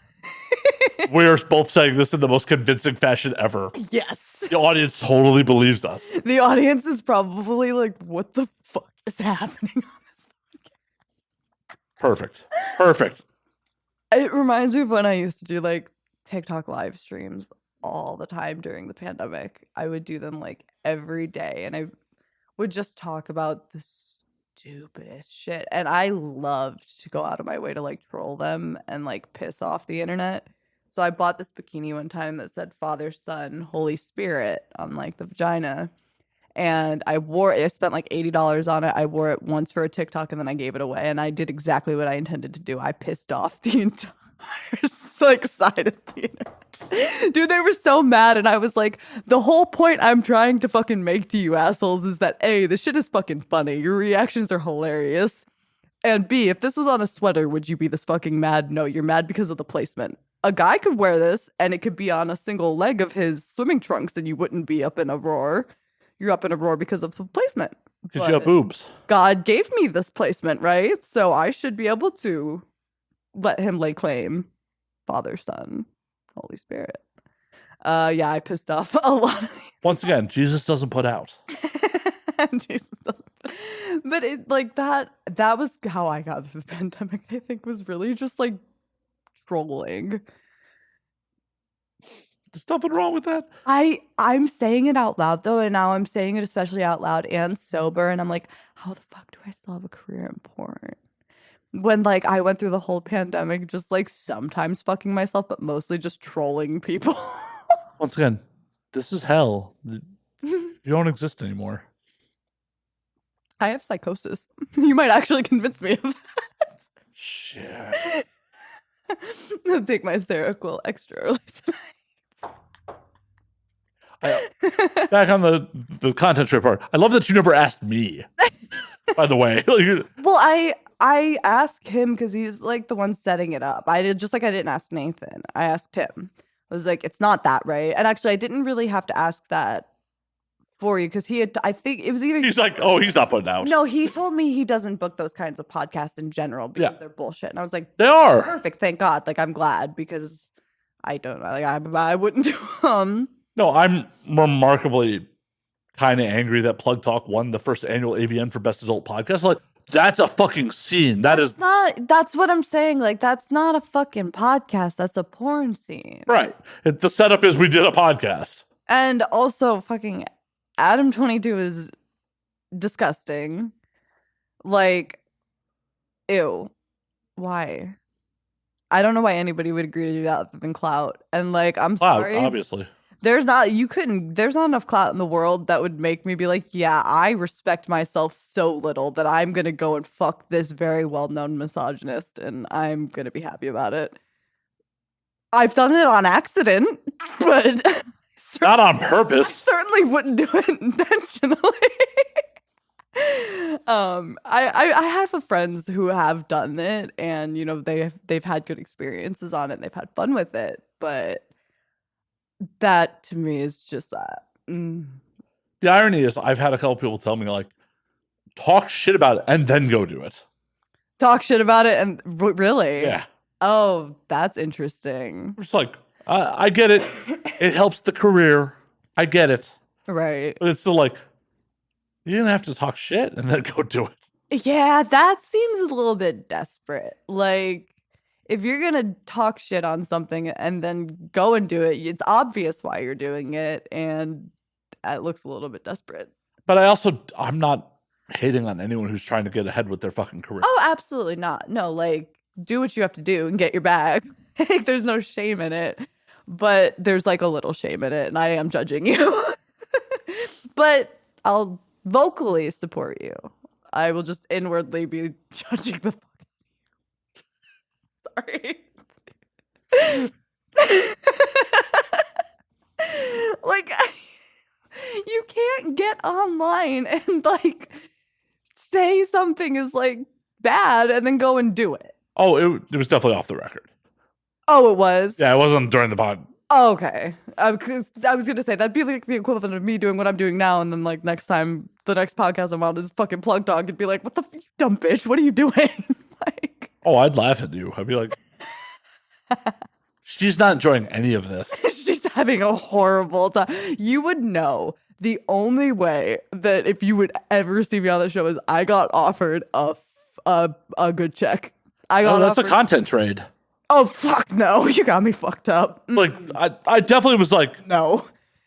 That's what honestly bothers me the most about Plug Talk. Is that it's just a content trade. Yeah. So that it's a free fucking scene for them. Uh-huh. I hate that. That's so gross. And you know they have the money to pay these girls. Yeah. At least fucking... He bought Lena a fucking 6-figure car for her first IR scene, so... Right. Like... Oh my... And then had the worst acting in porn ever when they talked about it. Did you see that clip? Isn't she like biting the sheets? Well, no, I didn't watch the actual scene. I'm talking about like when he like, babe, I'm so proud of you. I got you this car. Oh no, I didn't see that. Was the worst acting in porn ever. I didn't see that, but I saw him getting dogged on really fucking hard because like there were screen grabs of her like holding on and like biting the sheets and everything. And on one hand, it's like you can't expect this woman to like quit her job just because she's married. But on the other hand, as far as at least I know, I don't follow these people at all. She didn't do boy girl with anybody but Adam 22. And then they got married and she went and fucked, like, then she opened it up to other people. And that's why people were like calling him a cuck and like just giving him so much shit for it. Well, it's like once she became his baby mama, like. Well, once she became his wife, because she was his baby mama first. Fair. And it's like, so once she's your wife, and it's like I'm like I have no judgment to either of them for that. I think the internet is hilarious for what they're doing with it. My only judgment is the bad acting. My only judgment, I take that back. There were two things I'm judged for: the bad acting and not paying people for plug talk. Yeah, no, they should be paying the people because like you're not really gonna get quality performers. Like quality performers. They do all the time. Do they though? Yeah, Nicole Doshi's done. Who? Oh, fucking Nicole won multiple awards at AVN this year. So I'm not also not to say anything bad to her, but like I've just know the only girl who I really know who's done it is. That's the only girl who can come, who's like who I know that's coming to mind. Otherwise, it's like I can't name. Melissa Stratton just recently did it.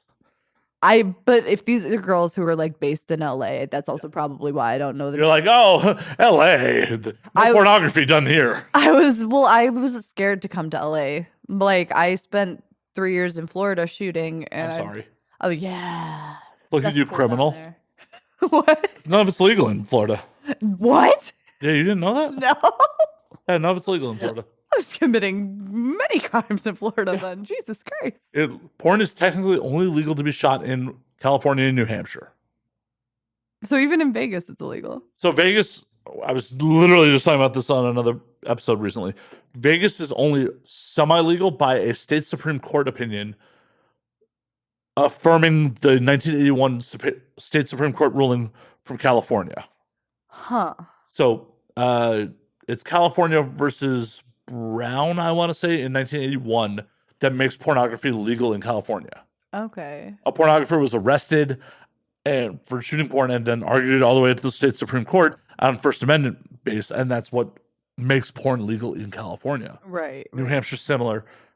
Nevada has never actually been tested in the courts. Their state Supreme Court said because of the California ruling, we allow it. Huh. Okay. So Florida 100% is not legal. It's just no one enforces it. I mean, I wouldn't be surprised if that's the next thing DeSantis goes for, knowing that then.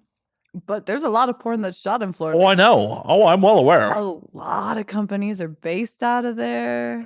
Bangro's home and was based in Florida. Yeah, no, they're above. Started. The last time, when I did the Bang Bus, I went to the headquarters, and it was so bizarre to me because they were like right above a bike shop in downtown Miami. And it was the weirdest thing to like go up the elevator and just like be in a normal bike store and then go up this elevator and you just see like Bang Bros and just this fucking whiteboard with this. At this point, this was like 3 years ago, so none of this information is relevant at all. But like this whiteboard with like Gianna Dior's name and all this, like, and it like two totally different worlds just like stacked right on top of each other. So it was very, very like surreal. That's Florida. It is Florida. But even more, it was just one of those things that like I was so new in the industry that like, you know, the idea of doing the Bang Bus was already so bizarre and I couldn't really wrap my head around it. But to see families looking at bikes together, doing whatever they're doing, and then to go upstairs and to be in this totally different world, and both are so unaware of each other, is so weird. It's such a weird thing to like see. And I'm somebody who analyzes everything like just way too much. So of course I'm going to sit there and think of like how I can make that into some emotional thing. I'm the most overdramatic fucking person I know. It's really bad. I was thinking about that on the way here. I was listening to Fall Out Boy and I was like, this might be why I'm so overdramatic. Because I grew up listening to like Fall Out Boy. Pretty dramatic. North suburban fucking Chicago fucking emo pop. Fuck. I love it. Pop punk is like, I bleed pop punk and Taylor Swift. It's a very confusing combination. Not Like, really. I mean, it's all pretty similar. I mean, well, actually, it's funny because it is in a weird way. She's said that she has a lot of like, she's pulled a lot of inspiration from like Fall Out Boy and bands like that, which surprised me because I was like, I didn't really expect that from her. But I was also like a major Taylor Swift hater until the pandemic when she put out Folklore and Evermore. And I heard those two and I was like, oh. I think I heard Exile on TikTok. And I was like, ooh, that sounds pretty. And then I listened to it. And then I started to listen to more of her stuff. And I was like, wait, she's actually really good. It's lame to hate her because everybody else does. Like, A lot of people don't. no, people finally like her again. And it makes me so happy. But at the same time, like, I couldn't imagine being at like the level that she is at. Oh, fuck that. Like, did you see she just went to her friend's wedding and the entire venue was like swarmed with her fans and like paparazzi. I mean, like an amount of people that would just have you disgusted. Well, and that's the thing that like no one discusses when they're like, "Oh, I want to be famous." Do you really? Yeah, it's like, do you really think of everything that comes with it? Because like I've had moments where I'm like, man, I want to be famous. I want people to know who I am. And then I'm like, I get recognized by somebody out in public and then I get so fucking uncomfortable and I hate it. And then I'm like, I don't want that. I don't want that at all. Could you imagine to the point where like you're so famous you don't know who to trust anymore? Yeah. Like that is so scary to me. Like not being able to trust anybody and like not being able to really leave your house in like sweatpants and your hair up and like you always have to be done up and presented in such a way like you're always that image. That just seems like I would go insane. Oh, wait a minute. You're shattering the illusion that porn stars don't always look like porn stars? Oh, that's an even... I love to shatter that one on my OnlyFans. My favorite thing to do because I'm lazy. I am lazy as fuck. As you've said multiple times on this episode. It's a very ugly quality I have, and I really think a lot of it is my ADHD. I just like can't make myself do anything. So a lot of times my content is filmed in the shower. So there is no illusion. There is no like set. You're like, I'm already naked. Cool. I'm naked, but I also don't have makeup or anything on. So when I do put videos out where I'm actually like hair and makeup and everything is done, people are like, huh? So it's like I could throw on some mascara and people are like, it's like a whole new world for them. They're like, ah! A whole new world. Oh, man. That is ridiculous. I hate to do it, but we have been doing this for over 2 hours, believe it or not. Holy shit. Yeah. God. So I'm going to call last call. Okay. I'm going to wrap this motherfucker up. I hate to do it. Like, this definitely could be going longer. But I'm the one who has to do post-production, so. And I unfortunately have to get back to work like the moment you walk out the door, so. Oh, God. I have shit due for a client, so. Oh, no. Where the fuck can they find you on things? So Twitter is ThroatGodX, but instead of O's, there's zeros. And then my link tree is just in my bio, and you can find whatever the fuck you want in my link tree. Good to know. Look up that link tree. Link tree's got everything. And until next week, drink up, motherfuckers.